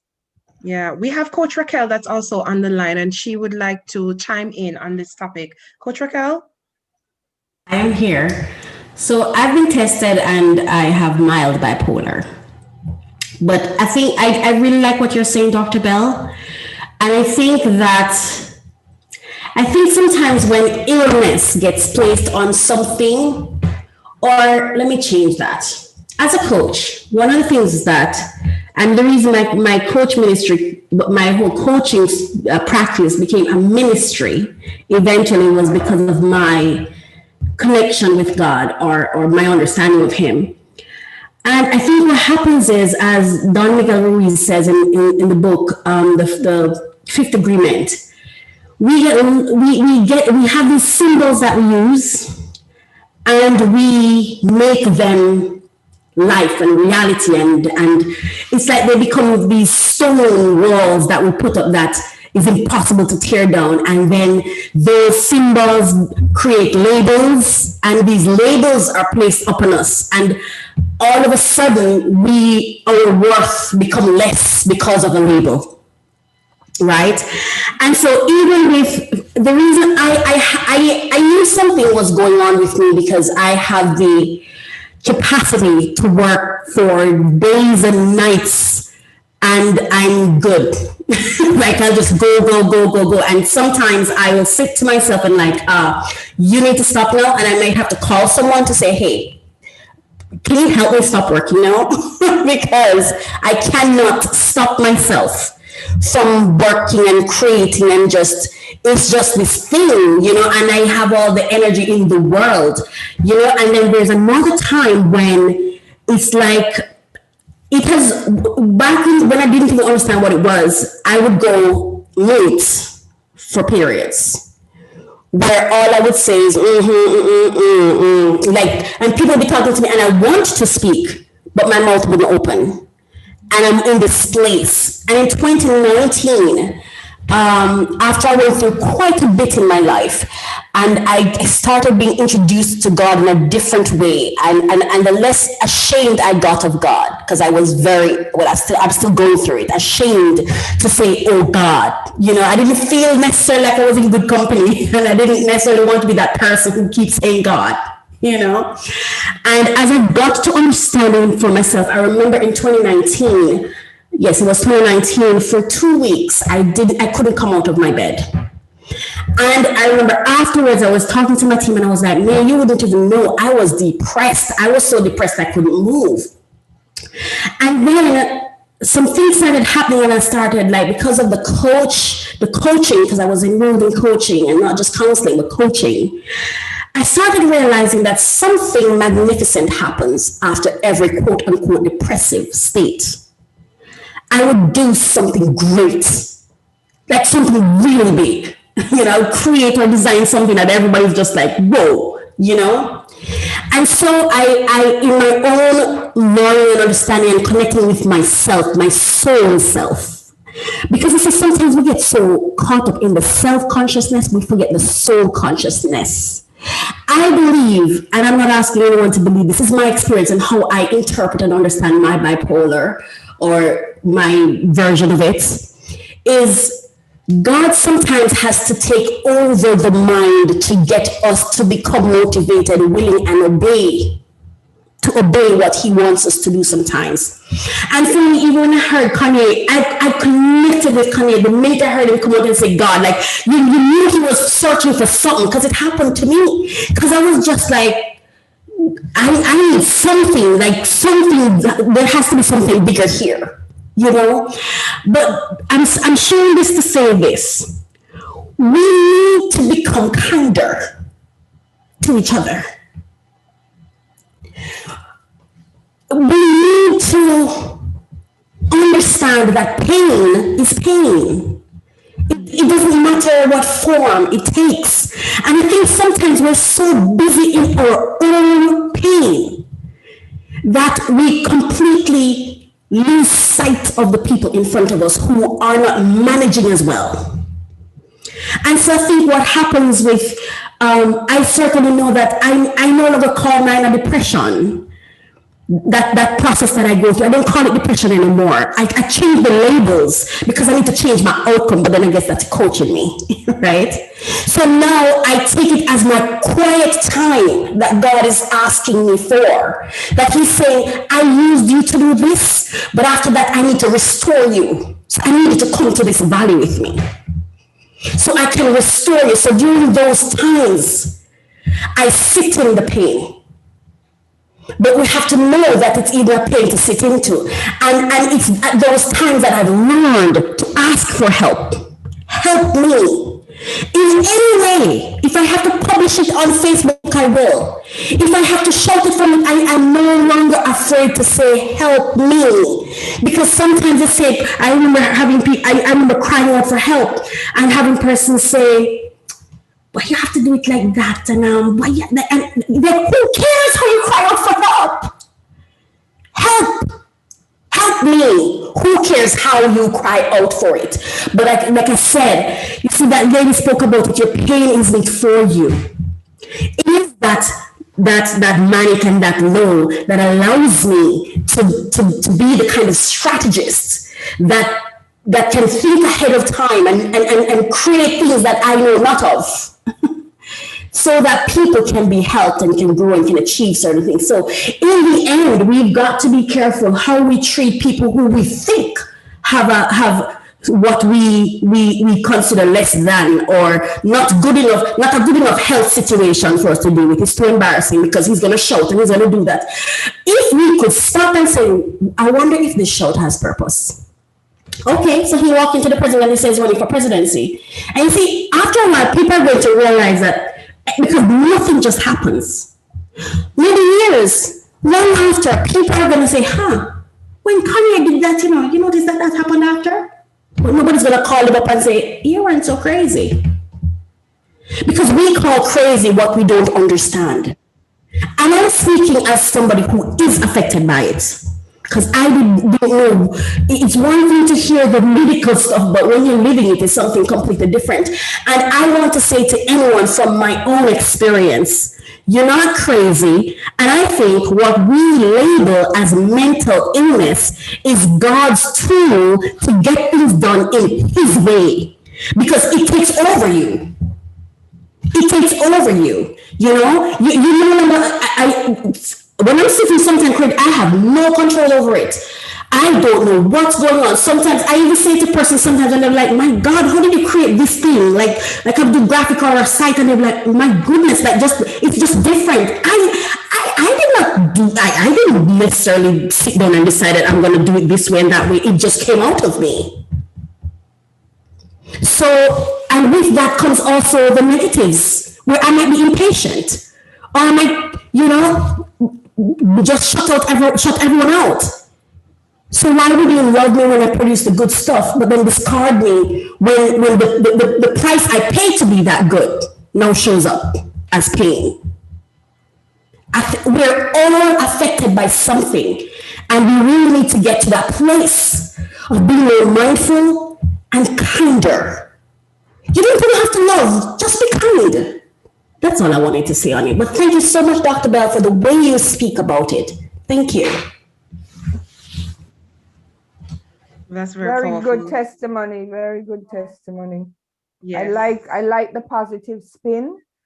And it is good because in psychotherapy, we psychoeducate persons, and we want them to understand and become self-aware, raising their consciousness. So, and if they are so conscious, they will be able to identify, for example, when that creative hypo stage is coming on and stave it off. Yeah, that can happen because the individual consciousness has been raised. That's very powerful, Dr. Bell. Yeah. Coach Raquel started the conversation of how do we support those who are diagnosed. Definitely, we have to learn the signs.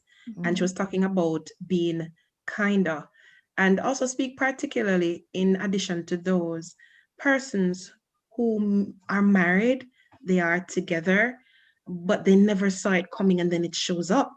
Because in Kim and Kanye's situation, after 8 years, I think it's 8 years, yeah, But they're now, she's asking for a divorce. yeah, but he was diagnosed. He had bipolar prior to ever meeting Kim. And from my research on it and just involved in pop culture, from what I remembered years ago, he was on medication. And the catalyst, to me, I think the catalyst that really drove everything was when his mom passed away unexpectedly with that plastic surgeon.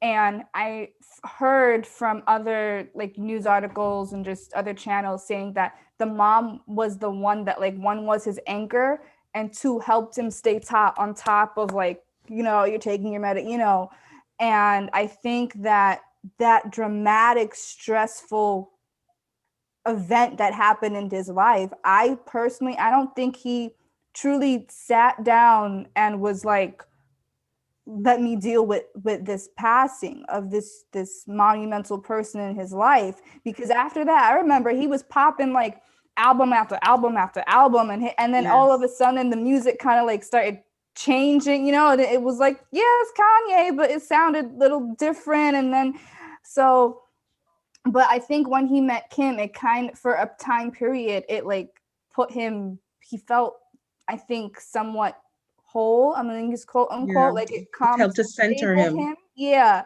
And now it's back up again. And then I feel like I feel Kim was in a hard place, because I think she was doing as much as she can, but it's the same time, he's not a kid, he's an adult, so you can't force him to to take I don't think you can't force him, but they have all the what's the word, devices, like tools and stuff to help him. But I think she's also taking it as an aspect of like having, I think they have 4 kids.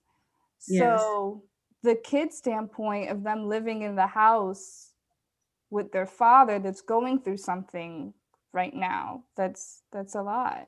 Yes, it is. What do you think, Dr. Bell? Because I think right now Kim is in like California, and Kanye, I think, is in Wyoming and doing his church and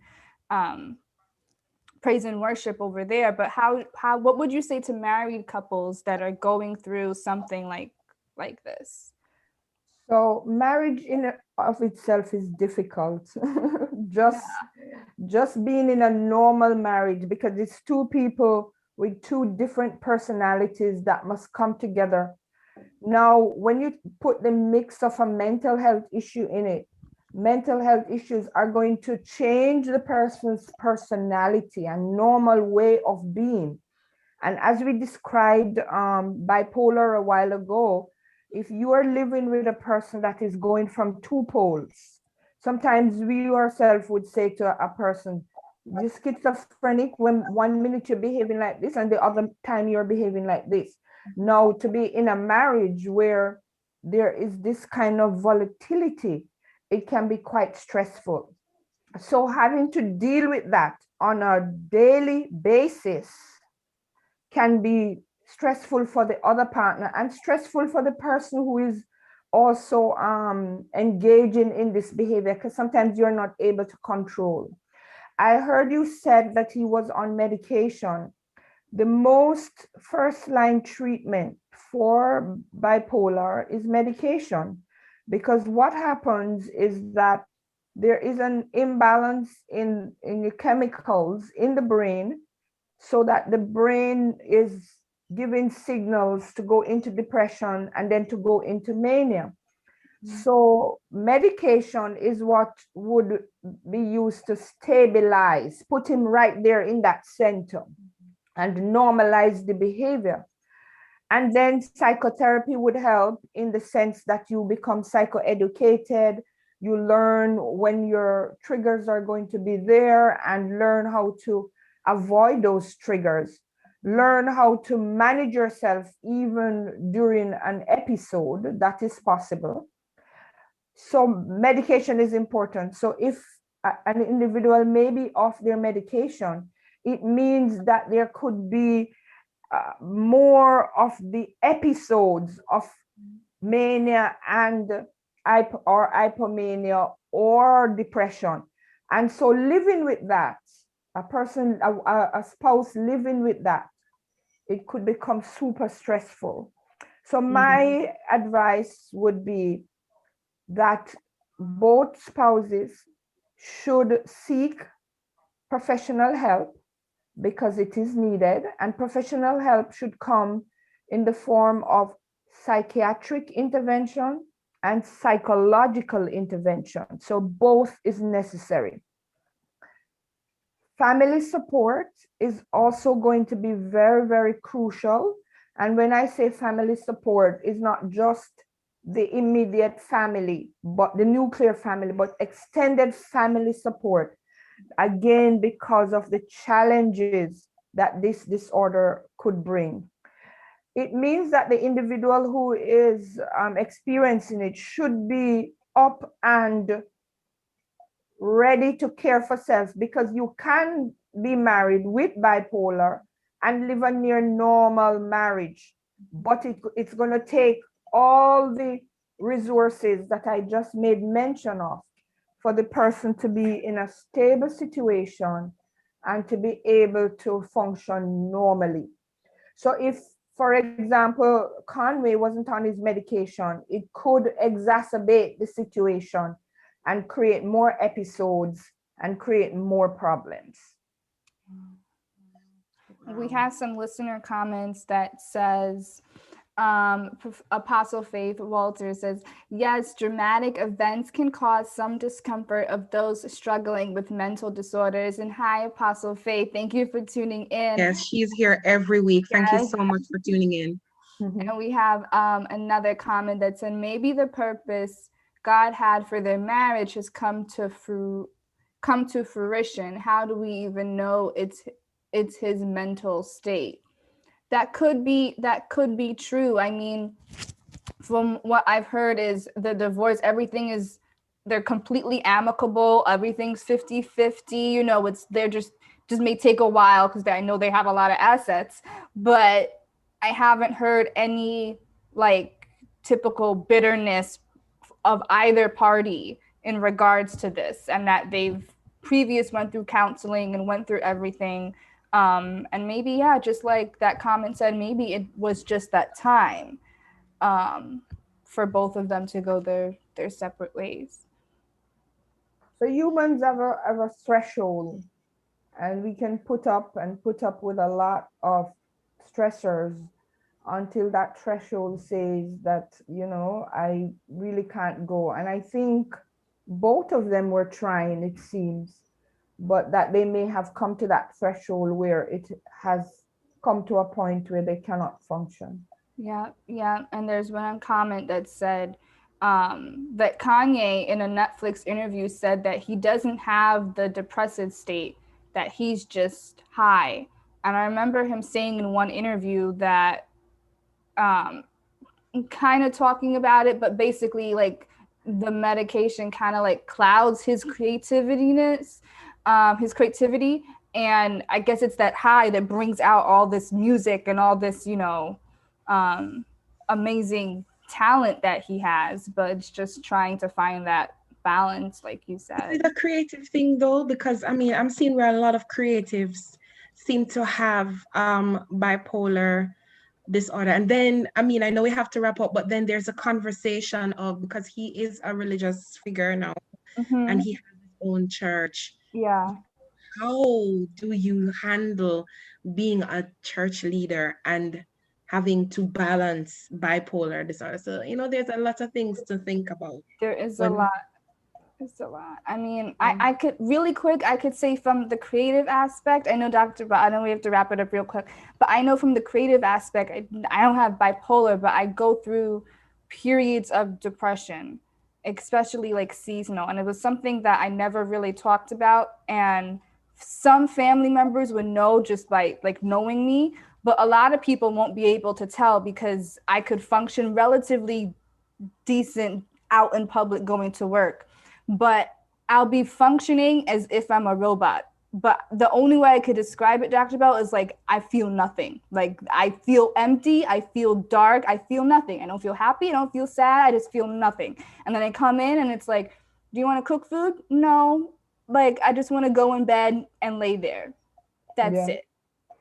And so many times it's that has to do with a chemical imbalance.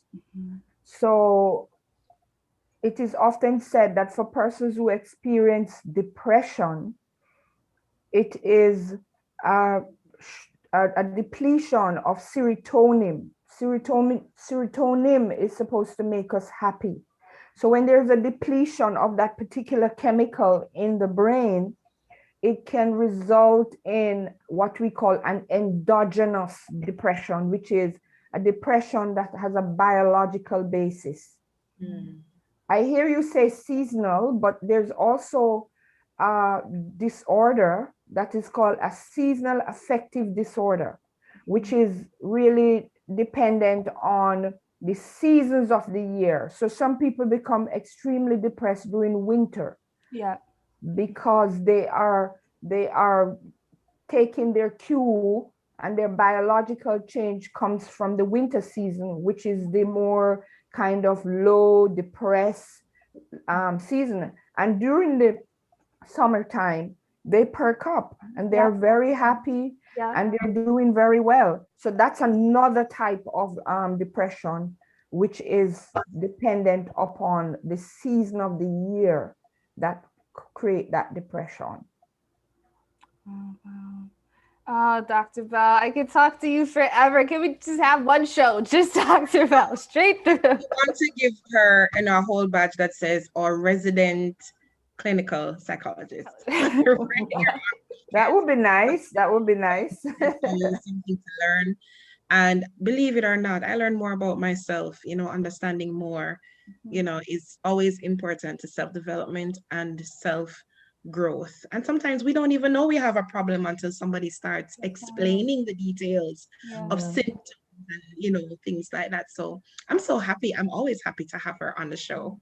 Yes, thank you. Thank you so much, Dr. Bell, for being on the show. Jesse. Thank you. Before you leave, real quick, how can we contact you if we need to? How can people reach out? Okay, so I can be reached at 876-453-5250. And I am in private practice at Plantation Highway Plaza in St. Anne, that is near Priory. All right. Thank you so much again, Dr. Bell, for being on our show. And I can totally recommend her. I know I haven't yet spoken about my whole episode with the loss of my grandmother, but Dr. Bell was one of those persons that I felt that I needed to call, even though I had to have like an extra session outside of my family. And she's really good. So, I definitely recommend her. Connect with her. You will not regret it. And there's a quick listener question asking if you offer online service. Absolutely. Telepsychology? Yes, I do. All right. So the person can call the number and then I would be able to set up an online session if that's necessary.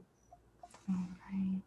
Awesome. Thank you so much again, Dr. Bell. Lovely always having you here. Have a great day. You too. You too. Bye. Wow, Jesse, this morning has been awesome so far. And just keeping in the same line with mental health, I know for especially college students that there is a habit that we love, which is eating out.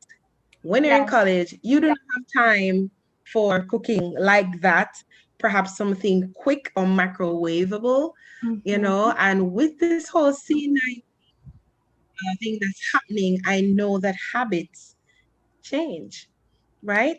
So college life is one of the most memorable years of one's life. It is entirely different from school life. College life exposes us to new experiences and things that we are not familiar with earlier. For some people, college life means enjoying life to the fullest and partying hard, or does it? So today we want to have a conversation about how has quarantine affected students' fast food habits. Now, Jesse, I know you are still in college. Talk to us. Tell us what's that been like for you. Okay, so for life for me right now, actually with quarantine, I have not I've tried to limit my fast food intake. I try maybe once like on the weekend, I'll do like a quick snack, but for the most part I'm actually been doing more home cooked meals. And what I realized is I had to get out of the mindset, of me being it's just one person, because you're used to having like a family and you're seeing a whole lot of food and you're just like, oh, I need to get all of this stuff for groceries. It's like, no, you don't. You just need to think and cook for just one person. So I'll find like different recipes from what I already have in my cabinets and fridge and stuff like that.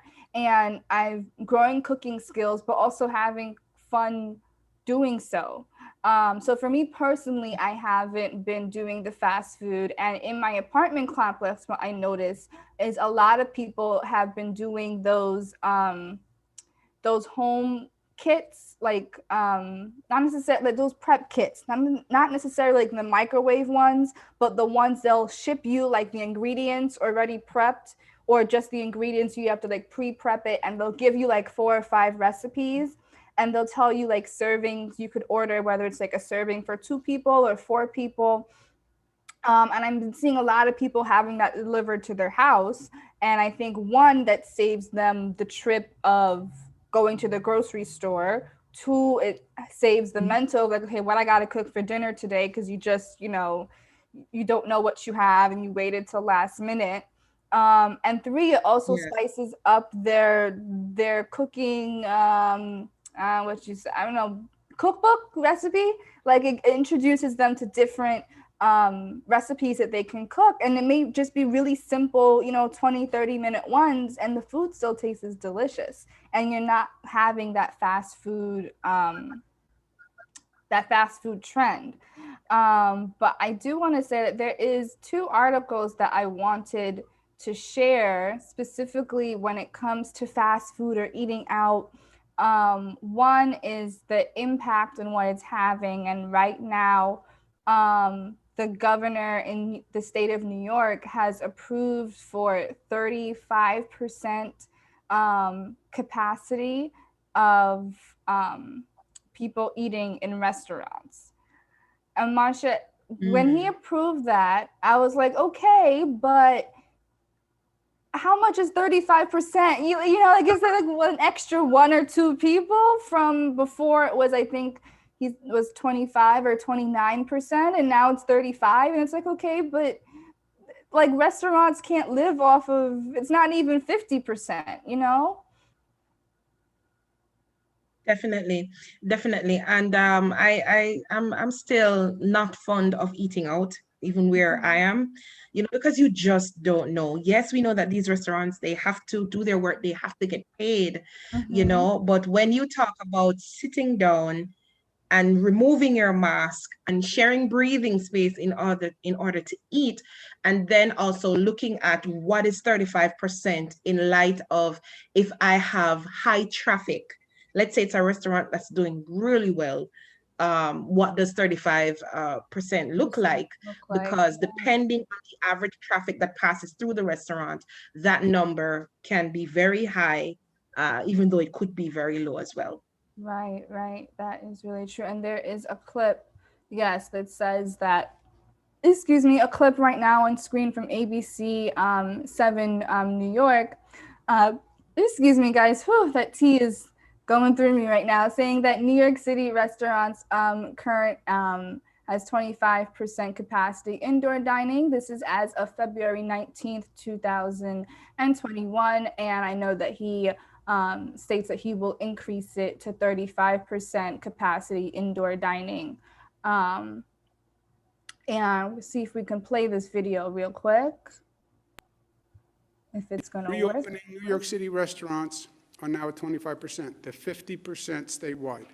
They're 50% in Connecticut.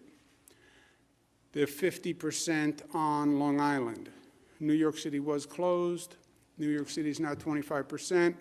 In 1 week, we'll go to 35% in New York City restaurants, which is consistent with New Jersey. What's happening now is people in New York City, Staten Island, Manhattan, are going to New Jersey, to those restaurants. So it's not really accomplishing a purpose. So New York City restaurants will go to 35% next Friday. That will be consistent with New Jersey. Connecticut is still 50, Long Island is still 50, we understand that. But we're responding to the data. Obviously, we're more sensitive to New York City because of the density, the concentration, the history. But we're headed in the right direction. We're making progress. If the numbers continue to be good, we'll continue to make progress. All right, and real quick, we also have this other article that I wanted to share with you guys that says 8 fast food trends to watch after the pandemic. So the future changes with the speed of COVID. So the fast food industry may start to be changing too. One is that off premises as a priority. They may start to have, for you not to have to go into the fast food, building to have your order. It may just be, do it on your phone or do it online, come pick it up and go. Secondly, they might start to have meal kits. So if you're going to go to Dunkin' Donuts, you could get a little cute meal kit of full donuts and whatever icing choices that you want in a little cup. They have a picture of that. So that may be one other thing that to look out for in the future. They also would have new value on propositions. So they're saying that the limited service restaurant industry has always planted its flag in offering value, but the definition of value has evolved over time, including during the pandemic, and that evolution will continue to be critical to success, particularly if the United States is mired in a recession for years to come.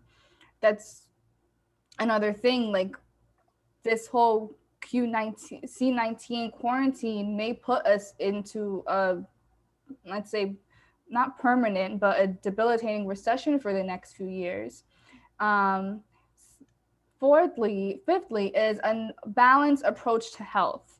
And I think this is the one that's really, really important to talk about because people are now realizing the power of true health and having your foods as organic as possible and going vegan and going vegetarian and not consuming a lot of animal products, that I think the fast food industry may, more and more of them will have this, I don't know if you know, Marsha, Beyond Meat, which is... Yes, I'm aware of them. Yeah, so I think more and more restaurants may have those options in their menu, more vegan options. People don't really want to eat veggies, but they may find ways to put veggies in, sneaking their serving in a burger or something like that. New type of juice or something. Yeah, something like that. So might that be one thing. Restaurants may be viewed as a comfort, indulgence, or reward. And I didn't think of this being new per se, because I would perceive as, I'm going to a restaurant, it's someone's birthday or, anniversary or just a nice thing to do maybe once in a while. I didn't know that restaurants were not viewed, as that, or people would use restaurants as you just go to a restaurant, have dinner. So this is quite interesting for me to see. Then last thing is sustainable food and packaging, which we know that this could talk about the global climate change and everything like that, and not using plastic. So they're just the packaging of where our food is going to be placed in just may be different. Something that's more recyclable or reused that we can use on our day-to-day basis. So. Makes sense.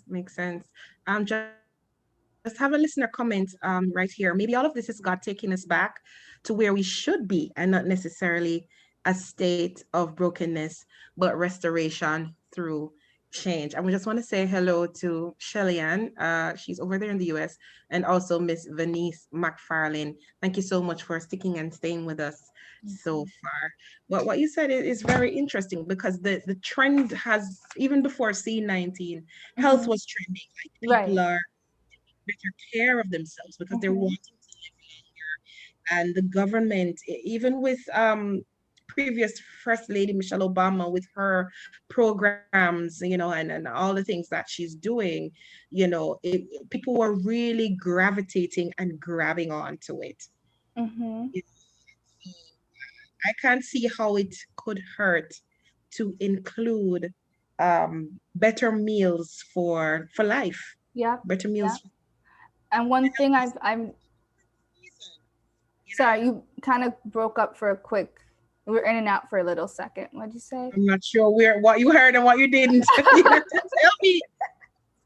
That's fine. I do want to say real quick, also, when you mentioned like natural stuff, that a lot of, just in media in general, a lot of people that are in the islands, or were born in the islands and immigrated to the United States or wherever part of the world, are realizing that the natural stuff that they have, like sea moss and breadfruit and all those other types of fruits and vegetation that they had, is becoming popular in mainstream, and people are doing research and knowing the benefits of what they have in their own backyard. Yes. So maybe some of that stuff that grandma used to say it's not false. It's just, she just knew it. We didn't know. Yes. Grow what you eat what you grow. That's what our government says over here in Jamaica. We have this morning from Wamo Ministries. She says some restaurants give you the option to dine or outside. I've been enjoying my time both offered at the time. We use wisdom at all times. They do follow the social distancing rules. Certainly been enjoying myself. We got to find ways to still meet with friends in the midst of situations, which will help us to balance much better. We need each other. So we got to adjust as much as possible. And that's absolutely true, because one of the things that have been taken away from us since the advent of C19 was our ability to touch and to communicate. So I definitely agree with you, Apostle Walters. That is very, very true. And real quick, well, I'm going to wrap that up. We're talking about health. We're talking about getting wealthy and, bettering ourselves. We have a UR spotlight with is Althea Athletics.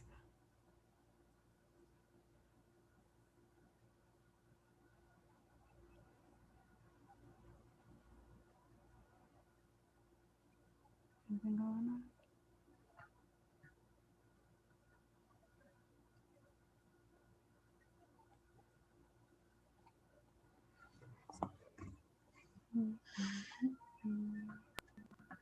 And definitely while we wait on that, it's on now. Awesome.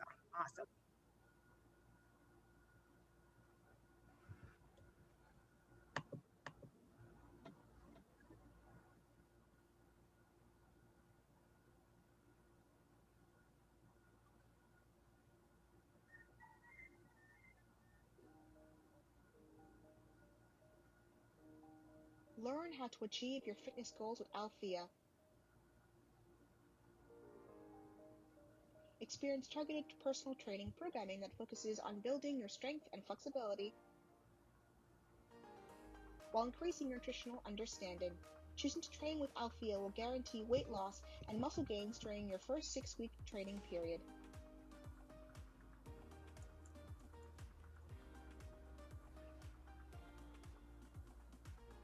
Sign up for a free 45-minute health consultation today. Official UME Digital Media Inc. Brand Share Partner. GetBrandShare.com. All right, guys. So we're all talking about wellness, and it was really powerful, but I'm really excited for this guest right here, our talent portion of today's episode. And we are going to feature new artist and songwriter Jody J.B. McFarland, who released her first single titled My Soul Says Yes. Jody, how are you? Good morning. Thank you for joining us on our weekend show.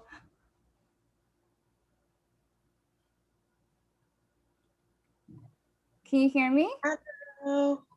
Hi, Jody. Hi. Thank you so much for tuning in. How are you this morning? Thank you.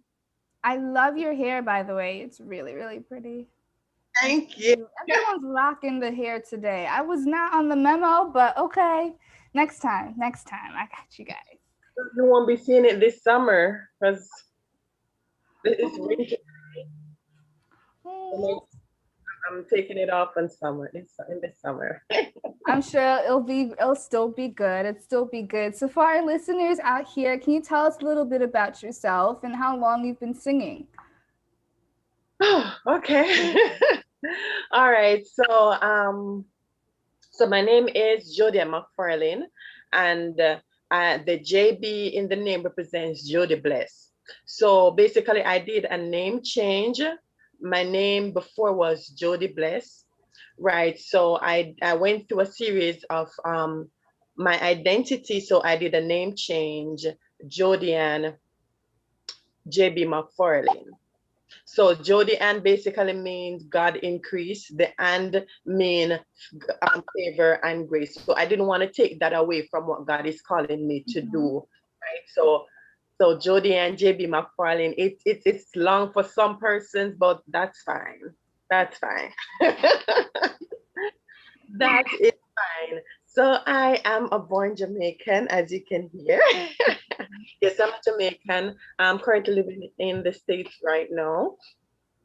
I started singing at a young age. I started singing at a young age, but you know, everybody sings, right? Yes, everybody. Yes. So I remember my mom told me this story that when I was young, maybe about 6, 7, I used to sing when I'm cooking, or not cooking, but when I'm cleaning and doing then my little chores as a child. Yeah. Whenever I start singing, it's like in couple minutes I just finish doing everything, and you know that kind of helped me singing as a young age. Over a period of time, I stopped singing and stuff like that as a child, and I got saved at United Lifeline Deliverance Church of God in 2004, and they put me on the praise team. I didn't even know that I could sing, and on the choir, I know that something was there, but you know I didn't really understand this singing thing, and from that, and let me tell you, let me just pause. Marsha Jarrett.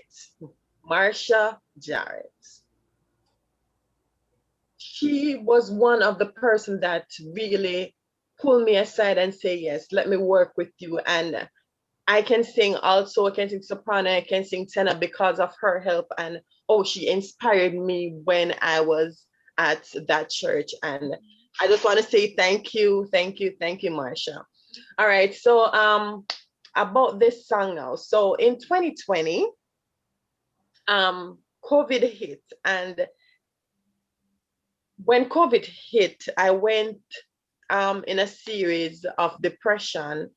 I went in a series of depression because it was different. It was different. And my plans that I set out to do, and I'm saying, God, what's going on? You said I'm going to do this. You say I'm going to do a lot of stuff, and I'm not seeing those stuff manifest. Everything is at a stop. Everything, it's like months after months, and nothing isn't changing. And I was so mad with God because I just thought that His promises they weren't coming through in my time. Let me say in my time, right? Those stuff manifest, and I went through that series, and the church that I attend now, All Nations Worship Assembly, some of our church members had this prayer line, and I became a part of the prayer line, the prayer group and stuff. And that in that series, it helped me. It helped me to, it put me in a state of readiness.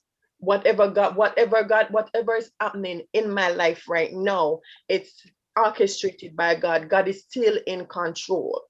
So that's what I won with in 2020. God is still in control, in spite of his word said that he has us in the palm of his hand, and he has everything in control. So whatever he allows to happen is for a reason, right? Yeah. Right. So my big sister, she prophesied to me, Sophie.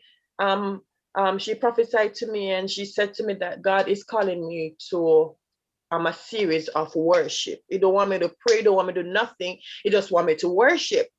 So I went through one day just worshiping God, because I love to worship. I just start worshiping God. And on the third day, I was worshiping, and when I was done worshiping, I sat on my bed, and this note, the melody, everything, it came alive. My soul, yes, my soul says yes. And I was like, wow, this is so beautiful, because the melody was so beautiful. And I took my phone off and I started recording. However, I have other songs. That I've wrote that have inspired me, but this one was something different, that it fit the season, because soul says yes. Saying my soul says yes to God, for me, it's something personal. It's really, really personal, because sometimes we know the call of God on our life, or we have an idea and we don't want to do it. We don't want to do it because we don't want to put in the work. And that was my cry. I was the person that I prefer to be the background singer. I prefer to be the background singer because I don't want to put in the work. I tend to be lazy at times. So with that being said, out of that series, I birthed a program was birthed called I Discover My Identity. I did that December, January, and February, and for March, the month of March, I'll be having I know it's a whole lot. No, I love it. For the month of March, I'll be having a children competition, and the Lord led me to do this. I'll be having a children competition, and most of the times, what the Lord was explaining to me, most of the time you see competition and singing competition, and it's about adults. It's about adults, and we don't tend to push the kids and push the children into the future. So he said to me, saying yes, the children they are the future.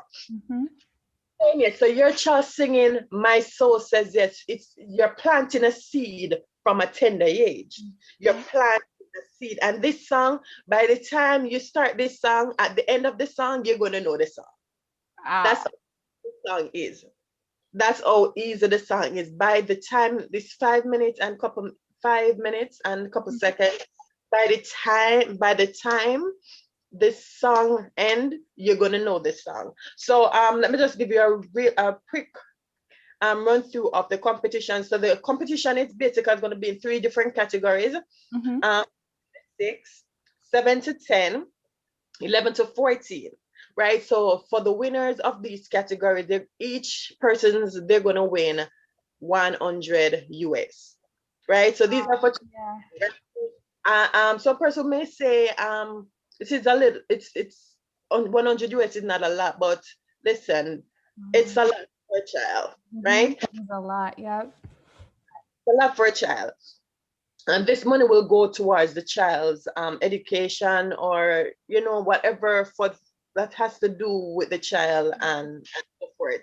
So it's flyer will be coming out soon. All the details, everything will be on it, and I'm excited for what God is doing.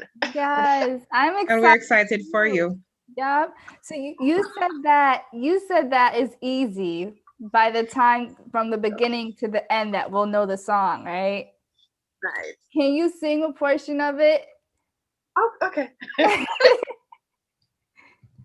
My soul says yes, yes, yes. My soul says yes, yes, yes. My soul says yes to your will, to your ways. Oh, yes. My soul says yes to your will, to your ways. My soul says yes to the Lamb that was slain.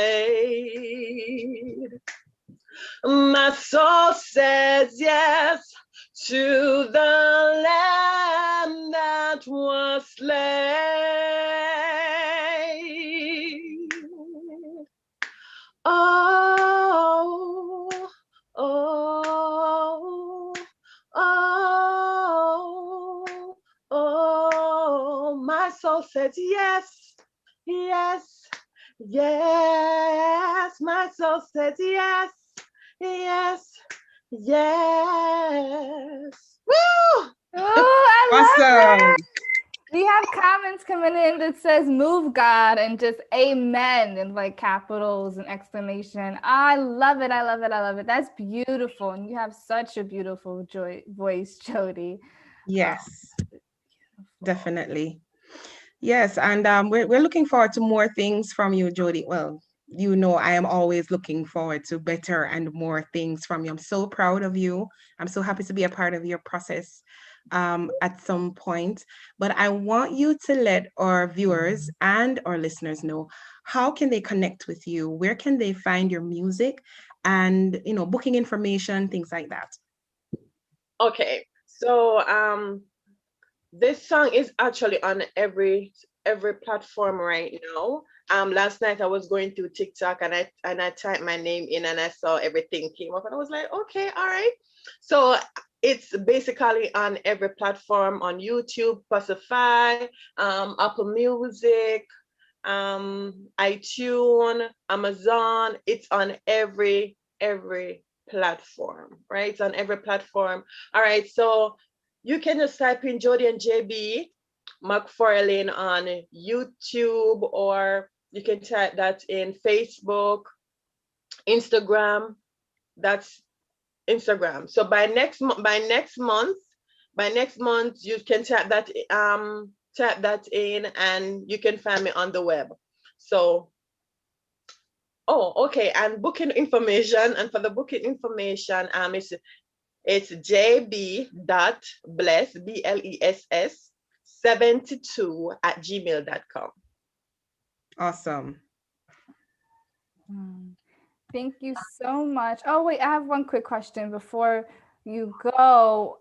For the little kids that want to be part of the competition, how can they get in touch with you and register and stuff like that? All right, so the flyer will be out by today. But the first, so the competition basically starts first.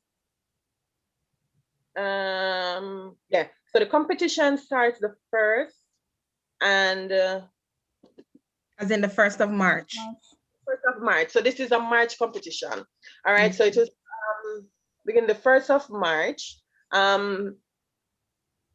The flyer will be out on all my social media platform by the 1st. So the 1st is a couple days away. Yeah. So by the 1st, the flyers will be out. So you'll be getting all the information, the rules, the regulation, everything. It's nothing hard, right? So it's like 2 minutes of them singing. It can be, if you have 3 kids, all 3 of them can sing the song. If you want to do it one by one, that's fine. Just let it be fun and do it to their children. Just let them have fun.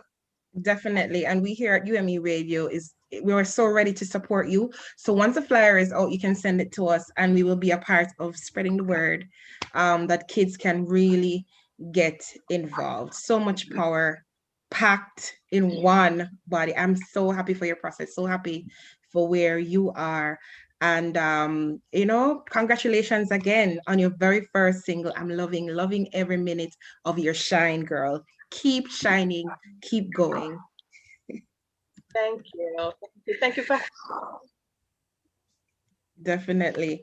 All right. So that was Jody and JB McFarlane with her new single, My Soul Says Yes. Ensure that you walk on over to her YouTube page, like, subscribe, follow, and also become a part of her community on her different social media pages. If you have kids, this is a family show. We know that kids are watching. And so we encourage you to enter your kids. They have talent and it's a virtual event. Am I right? Yes, it is a virtual event. Once the information is out, we will let you know.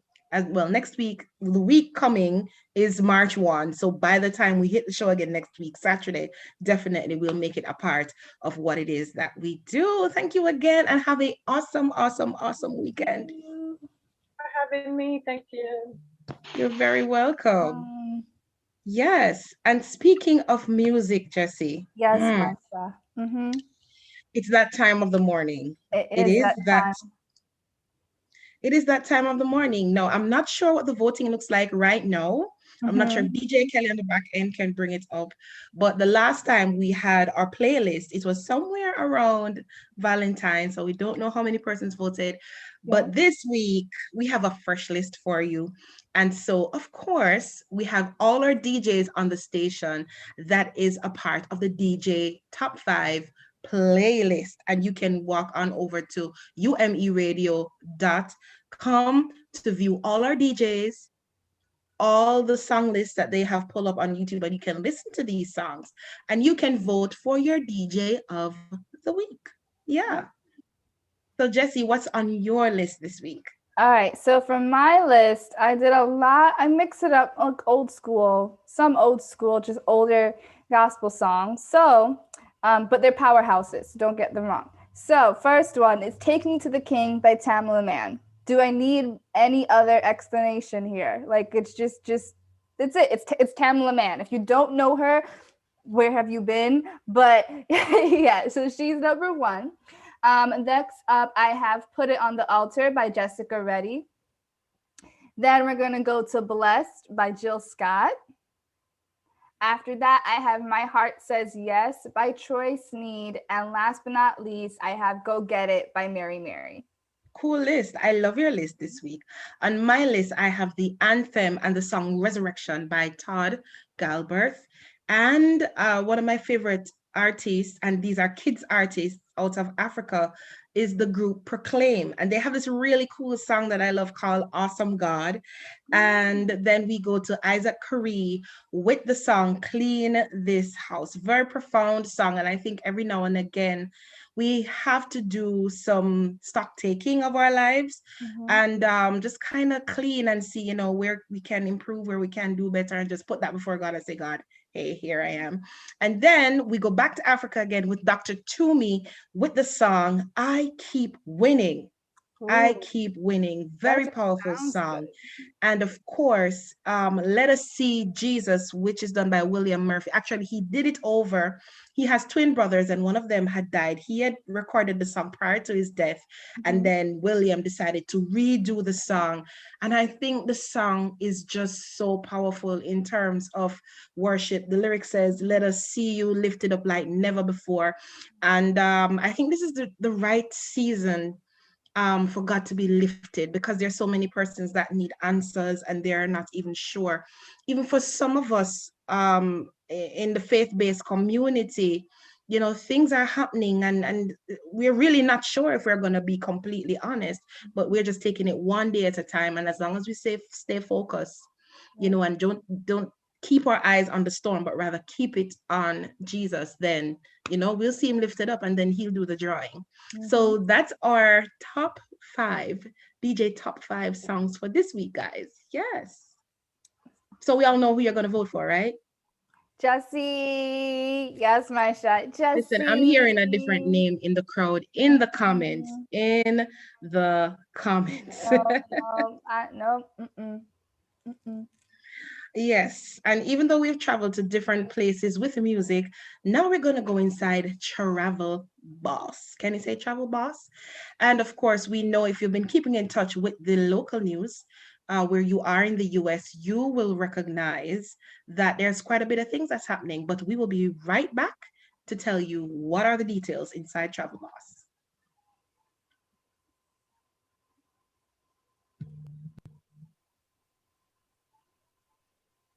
All right, so before we get into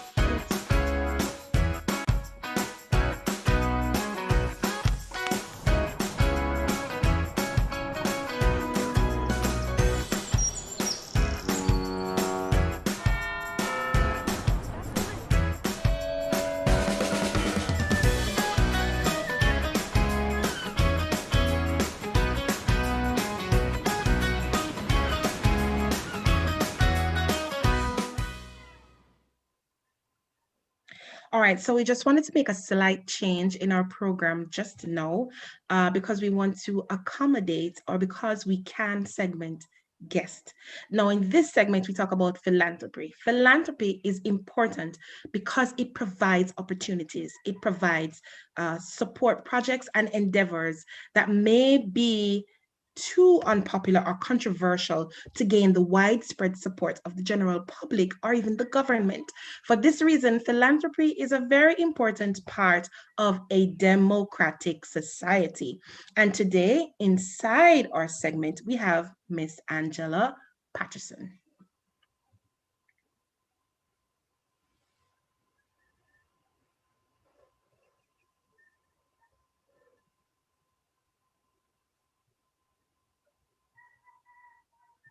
So Miss Angela Patterson belongs to the Lions Club International, and more specifically, she is the president of the New Kingston branch in Jamaica, West Indies. Good morning, Miss Patterson. How are you?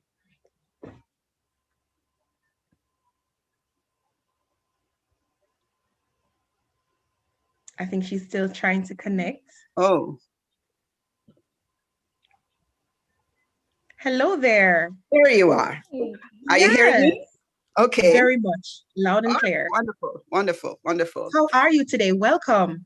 Thank you so much. I am very well. It's Saturday morning here in Jamaica. The sun is hot and shining. Ooh, yes.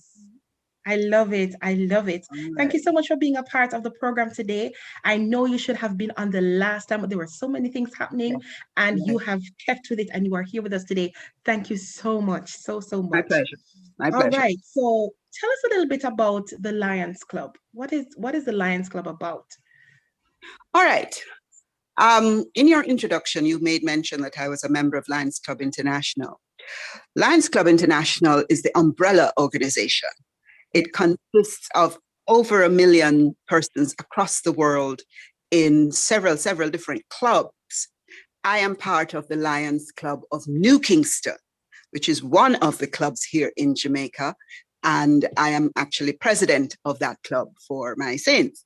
The Lions movement is based on a very simple motto. The motto says, "We serve."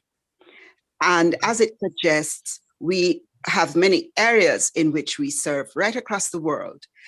Sight has been one of the, the foremost areas that we have adopted. But in addition to sight, we have pediatric cancer, we have protection of the environment, we have youth empowerment, we have community and geriatrics, several areas in which we provide service to people. And if you can hold on to that mantra, "We serve," that just about wraps it up in terms of what we do. Lions are people who have a commitment towards service, plain and simple. So they come from all walks of life. They are teachers, civil servants, doctors, and in recent time, we have a couple of retired persons in there as well. But there are all kinds of people. We even have a youth arm called Leos, and you join the Leo movement and that takes you up to age 30, I believe, when hopefully you will transition into being a main lion. And so we take you from youth right the way through, all along this mantra of serving. Awesome. I want to ask you, I know for a fact that the Lions Club is very popular in Jamaica, and you guys do so much, and it's a mammoth task. As the inducted president, what is that like for you? Is it exciting? You know, what's the feeling? All right. It is exciting because we work in a number of different areas. And as the president, I'm expected to be a part of what is happening in each of the different areas. So it makes for busyness, good busy, and it makes for an expansion of your interests. You know, you can't say I'm only interested in health, so I'm only going to do health things. No, I have to be a part of the health committee. I have to be a part of the community and geriatrics committee, of the youth committee, of the sustainable development committee. And so I am involved, and I can tell you, I get to learn a lot about what's happening in the different areas. But it's a challenge. Happily, according to how the system works, you're president for 1 year, from July to June. So I'm well into my presidency, and it will end at the end of June. So you're not there so long that you become, you know, awed and overwhelmed. It's just enough to keep you busy and focused and energized. And just when you're thinking, oh God, it ends. I can imagine. And then interestingly too, you actually came in at a time when the pandemic was just like there, you know? So talk to us about that experience and how it has affected the projects that you would have needed to carry out, or the other subgroups would have needed to carry out. Okay, that's a really good question. The pandemic forced us to re-energize, rethink, reconceptualize. Normally, a good project would have been one where a lot of lions turned out and we had, you know, whole heap of people, and we did. That couldn't happen. So instead, what has been the norm now is that we have to pick strategically what areas we want to work in. In the area of hunger alleviation, for instance, we did a project where we provided a meal, a hot meal to senior citizens. The meal was cooked, it was packaged, and in partnership with Red Cross and another supplier, White Bowl, I forgot the name now, seafood organization, we provided them with a hot meal and a voucher for them to go and pick up meat kinds at the various outlets of that organization. So this is what we had to do.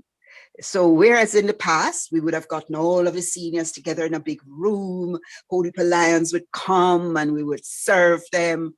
We couldn't do that. Instead, we had to have them physically distant, so there was no crowd.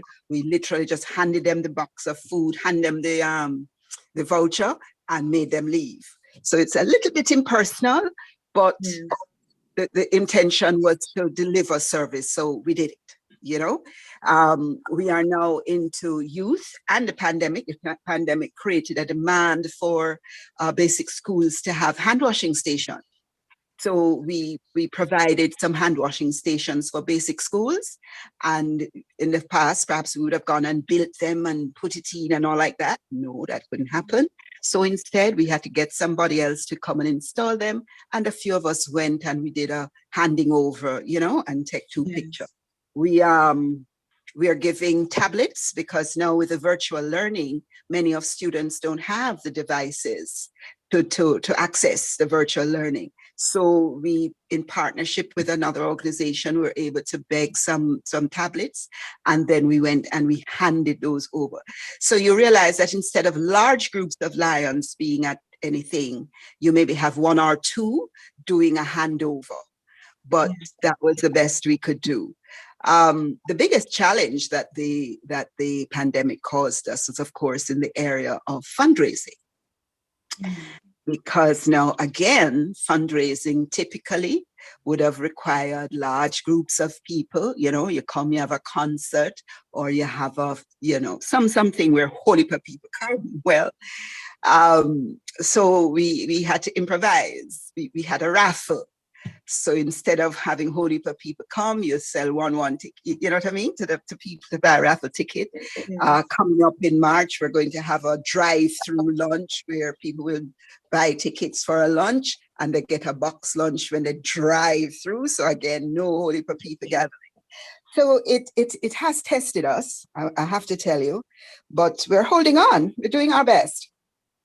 And I am totally impressed with what the creativeness that has come out of it, the collaboration and the consolidation in terms of, I know, teaming up with other organizations. In terms of the Jamaica chapter itself, how do you find that collaboration working across the island?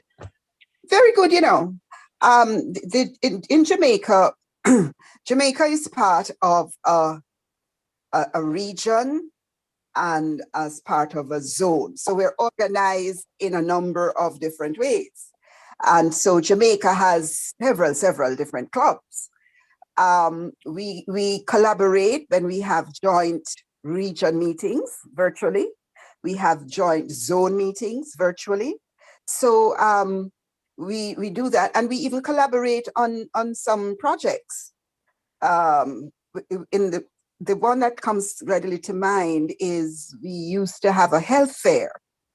Again, whole heap of people would come, and so all of the different lions would come to give service. You know, some do eye screening, some do registration, some look after the refresh. So the clubs would come together to get that to happen. In recent time, we haven't done that so much because of the pandemic, but we do have, for instance, we have a night when we have membership night. And it's a fun night. It's not business. Lions love to have fun, I must tell you. I left that out. So we have a night when we come together with all the different clubs and we organize a little karaoke, a little singing, a little reciting, you know, and the different clubs come and take part in that. So we have tried to collaborate as best we could, even in this time. Awesome. I love it. I absolutely love it. And I hear the concern that you expressed about fundraising. And with that being said, let us know, the station is a station that's located in New York, and we have persons listening in a lot of countries. How can we support Lions in doing what they do? Well, right now, I can tell you, you can buy a ticket to my drive-through lunch, which takes place on March 19th. It's a Friday. And as in, you know, we're in the season of Lent. So the theme and the focus will be on eating fish. So it's a fish menu, drive through. You can have either escovitch fish or steamed fish. And, you know, we do it nice with okra and crackers and, you know, your Jamaican thing. So it's going to be nice. Tickets are $1,800. You can contact me. Or what is that in US though? If somebody who wants to support you. All right. That's about, let me see now. That's probably about $15, $10 to $15. And I don't have my calculator, but that kind of money. But it's for funds because we have to pay to get the meal. You know, we pay for the meal, and then difference is for that we raise the funds. So that'll probably be about $10 to $15 in your money. So they can buy a ticket, and if they're in New York and can't come, donate the ticket to somebody who wouldn't be able to afford it. And that's how you can take part. You're free to share with them my contact particulars. I'll say it myself. My email address is patterson.angela, that's Angela with one L, @gmail.com. Just let me know. I'll tell you how to send the money, and you tell me where I must send the ticket. So that's how they can help me right now. Awesome. Awesome. Ms. Patterson, thank you so much for being with us today. It was absolutely a very refreshing conversation with you. Because we can is what the segment is called, ladies and gentlemen. And we are speaking with one of the most influential persons, I would say, in Jamaica right now, Miss Angela Patterson, who is the president of the New Kingston Lions Club. Reach out and help somebody. We are very strong advocate for helping people. All the persons that we are associated with and we've networked with, they always love giving back. We love giving back here on UME Radio and weekends with Marsha J and Jesse. Thank you again, Miss Patterson. And we look forward to updates. Yes, Thank you for we having look me. forward to having you back again. And we want to say a very special hello to all the Lions that are listening this morning, because some of them have been inboxing me from since the last time. When is she coming on? We can't wait to hear her. All right. Thank you so much for having me, and every success with your program. Have a Yes, good day. thank you so much. Have a wonderful weekend. Good. You too. Bye-bye. Wow, Jesse. Wow. So many things going on, so many things, but there's still an opportunity for us to lend a helping hand and to help someone. Yeah. Definitely. All right. So we're going to another spotlight segment and we will be right back.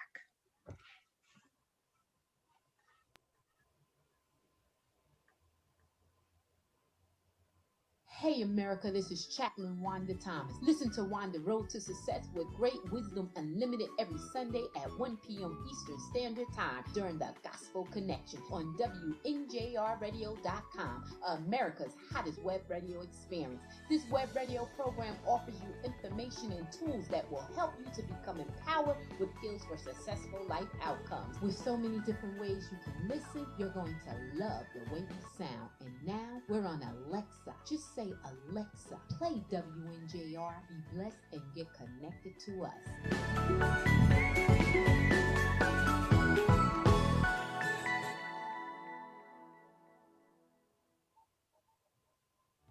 Dr. Wanda Thomas, official UME Digital Media Inc. brand share partner. GetBrandShare.com. Awesome. And now we move from Jamaica all the way over to Texas, Jesse. Yes. What is going on in Texas? Listen, Texas, if you guys have not heard, that Texas had a severe winter snowstorm. Entire Texas, people were without power. I'm still not sure if certain parts of Texas still have power. Because of that, pipes were freezing to the point where, they say that you should leave running water so the pipes don't, freeze or anything, but people were running the water and the pipes are already frozen. And here's a picture of our picture of the day. It has a ceiling fan and like huge icicles coming from it. That is how cold it was. And this is inside. And this is inside, yes. And people were, in order to heat up the food on the stove, they would have like a candle, and they would use like little cans to kind of prop the pan up and kind of have the candle like lighting the fire underneath the pan to just kind of slowly boil some water or try to cook something. And I was hearing stories of people also going through a tremendous amount of flooding, because eventually as the weather warms up, those frozen pipes are going to burst. Whoa. And a lot of people are dealing with a lot of flooding and damage from flooding. So that's just going to be, it's going to be and I'm hearing about electricity issues as well. I think I saw one particular video where there was fire running on the electrical lines because it was so frozen. I'm not sure of the chemistry behind it, but there was definitely a huge explosion. And with that being said, moving to the picture on the screen, we have that President Biden has made his way all the way over to Texas. Biden visits state amid recovery from deadly cold snap. And of course, Here the article says, President Joe Biden has traveled to Texas in his first trip to a disaster zone, visiting workers still reeling from a deadly winter storm. You're doing God's work, Mr. Biden told emergency workers in Houston. His visit on Friday came as Texas recovered from a massive energy failure. I think that was what I saw, that left millions without electricity. Can you imagine being in the middle of a cold snap and you have no electricity? You know, so I would say hats off to the new president and his efforts. Look at this car. Oh my goodness. Oh my goodness. You know, and just to know that he didn't just send help, the fact that he went himself to see what was going on. I think that's absolutely commendable. Yep. That's Yep. commendable. And I know he is such a great example for that, because I know their own senator, Ted Cruz, got a lot of heat. Wow, look at that picture. Got a lot of heat and is still in talks because their senator, while all of this was going down, him and his family booked it to Cancun. Yeah. Yeah, and they say when the ship is going down, the captain should be the last person to leave the ship. Yep, and you're leaving. You're the state leader, and you're just like, nah, gonna go, just gonna leave, not gonna help you guys or affect. Like, it's just, and his look at that. It's wow. His reasoning or excuse behind it was saying that it was the daughter's, his children's idea to go, and I'm just like, really? Because could they book stuff? Like, they're not that, they're young children, you know, like. Yeah. Yeah. Well, we want to keep our prayers up for those who are in Texas, and my heart really does go out, especially for those who do not have anywhere to live. I remember the first time I went to New York, and it was in the middle of one of their worst snowstorms, and I saw someone in the snowstorm sleeping on a cardboard, and I couldn't help it. I just broke down and I started to cry, you know, and I wish I could have done so much more. So, you know, we just want to encourage people. Remember, we are not an island. We need each other, whatever ways there are to reach out and help a friend, or even if it's not a friend, just a stranger. You know somebody in Texas, you have a community group, you see what's happening over there, connect with a group or a reputable organization. Yes, and do. May I share something? Hi. So my mentor actually lives in Texas. I had no idea. And I didn't know until you were planning for the show, and then the conversation around Texas happened. But I got an email. I didn't even know they were having this kind of issues. My mentor sent me an email letting me know things are happening over there. It's really, really challenging. But he actually made a way to get access to let me know that I'm not alone, and just reach out anyway. It really shifts everything in my mind. Like it's like a complete, like I cannot be the same person I've always been after that. Risky, like I don't even know where they had to go to even get the internet to tell me that. Not even thinking of what they're going through, but what they think I may be going through. Isn't that powerful? I just had to share it because, you know, I know God is doing something because he's been so clear. And I just wanted to share that. Touch somebody. Yes. And that's very profound and very powerful. And I think that's a thread that has been running through our program since today, from the devotion coming down. You know, think less of yourself, more about the person. And sometimes you're not even in awareness. I'm guilty of that sometimes. And I have to like stop and just take stock. Sometimes what a person, you may eat the banana, but there's somebody out there that's having the skin of the banana, and that's what they can have. And even with that, they're still willing to break the skin into one and share it with you, you know? So these are the stories in the news that really get us to stop and think and not move so fast, but to, pause, reflect, and think of or give a word of prayer and encouragement. If it's even just to post on your timeline, giving a word of cheer to anybody that might be browsing your site that's from Texas. God be with all of you over there in Texas. Wow. Wow, wow, wow. Yes. And so, with that being said, just to put a quick smile on our faces, we have today's quiz competition. Yes. And today's quiz competition is what, Jesse? It is word search.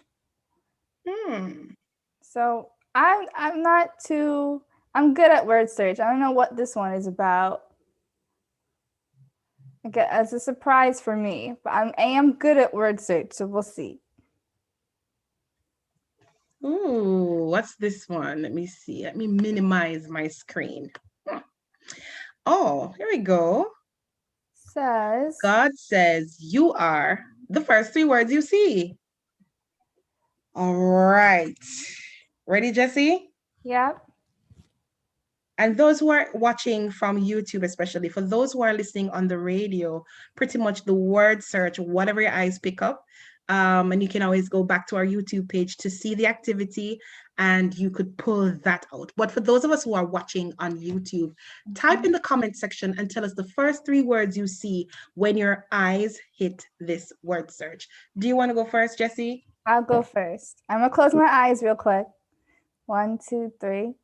Okay, so I see protected, I see loved, and I see blessed. I see victorious, I see beautiful, and I see strong. What do you see in the comments, guys? Type and let us know. Let's take a quick look over on YouTube and see what persons are typing over there. All right, so I have my phone with me. Coach says enough, loved, and blessed.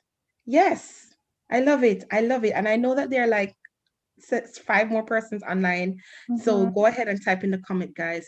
What are the first 3 words that you see? And I want you to hold on to those words because all the words you will find in this word search is something powerful, encouraging, and uplifting.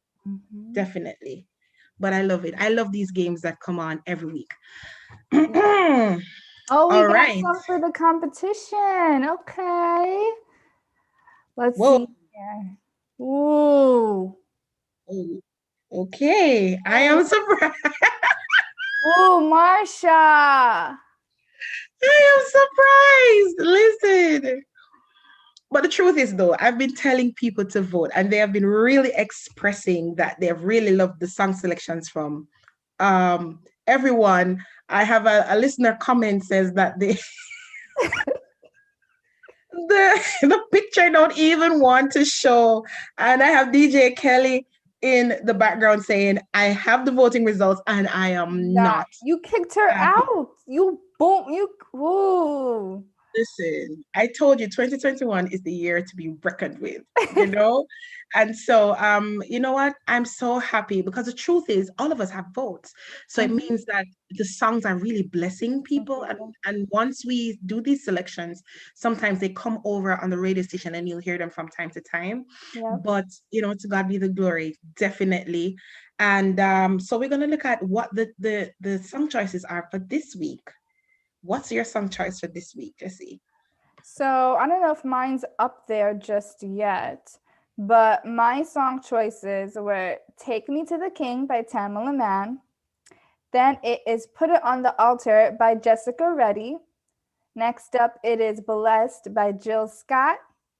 After that is My Heart Says Yes by Troy Sneed. And last but not least, it is Go Get It by Mary Mary. Awesome. And we did the list before, guys, but we had to break and come back. So we want to remind you what the song choices are for this week. Oh, I'm seeing 56 votes. Wow. A lot of people showed up for voting last week. Let's see what's going to happen this week. On my list, I have The Anthem, which is a very popular song by Todd. He did a cover and it's by Todd Galberth. And then we have Proclaim Kids Out of Africa with Awesome God, Clean This House by Isaac Curry, I Keep Winning by Dr. Toomey in Africa, and Let Us See Jesus by William Murphy. And those are our DJ top 5 for our program. Remember, all the other programs, all the other DJs, they have top picks too. Go on over to the website that is on your screen, umeradio.com/DJ top 5, and it will allow you and bring you over. Do you see this little icon that says fives? Yeah. Top 5s. That's the icon that you click on to make your vote. So after you have listened, once you do that, then this is going to open, this drop down is going to open. Which DJ top 5 is your fave? And then you have DJ Kelly, Lady Misty, DJ KTE, Marsha J, and of course, we have Jesse. Yep. Yes. So, yeah, today's show was absolutely awesome and phenomenal. And I can't believe that only 1 minute to go, Jesse. I know. Real quick before we end, just want to shout out Apostle Faith. She said her 3 words from the word search was enough, precious, and protected. So, which is very true. Very true. Thank you so much, Apostle, for participating with us this morning. We know others are watching, but they're quite shy this week. But we want you to participate because the aim is to empower you. All right. And with that being said, thank you so much for joining us. Right, Jesse? Yes, we trust that you were inspired, motivated, and educated. Thank you for all of our guests who showed up this morning. Thank you for our partners. Thank you, God, for just allowing us to do this. And we hope that you have been truly blessed by our episode today. Yes, and if you have a comment, don't forget to email us. Just go on the website and you will see exactly where to go. If there are any topics that you would want us to cover or get an expert to talk about, we're more than happy to support you in that way. Or if you just want to give us a shout out or a commendation, that's good too. So we welcome all of it. We want you to stick and stay with us. We want you to tell somebody about what we're doing here at Weekends with Marsha J and Jesse. Remember to like, subscribe, click the notification bell so that you can stay posted as to everything that we're doing. We're not just on YouTube, but we're also on Facebook.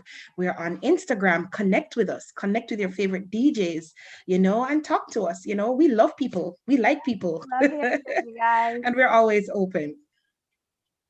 All right. So God bless you. See you next same time, same place on Weekends with Marsha J. And Jesse. Take care. Bye. Bye.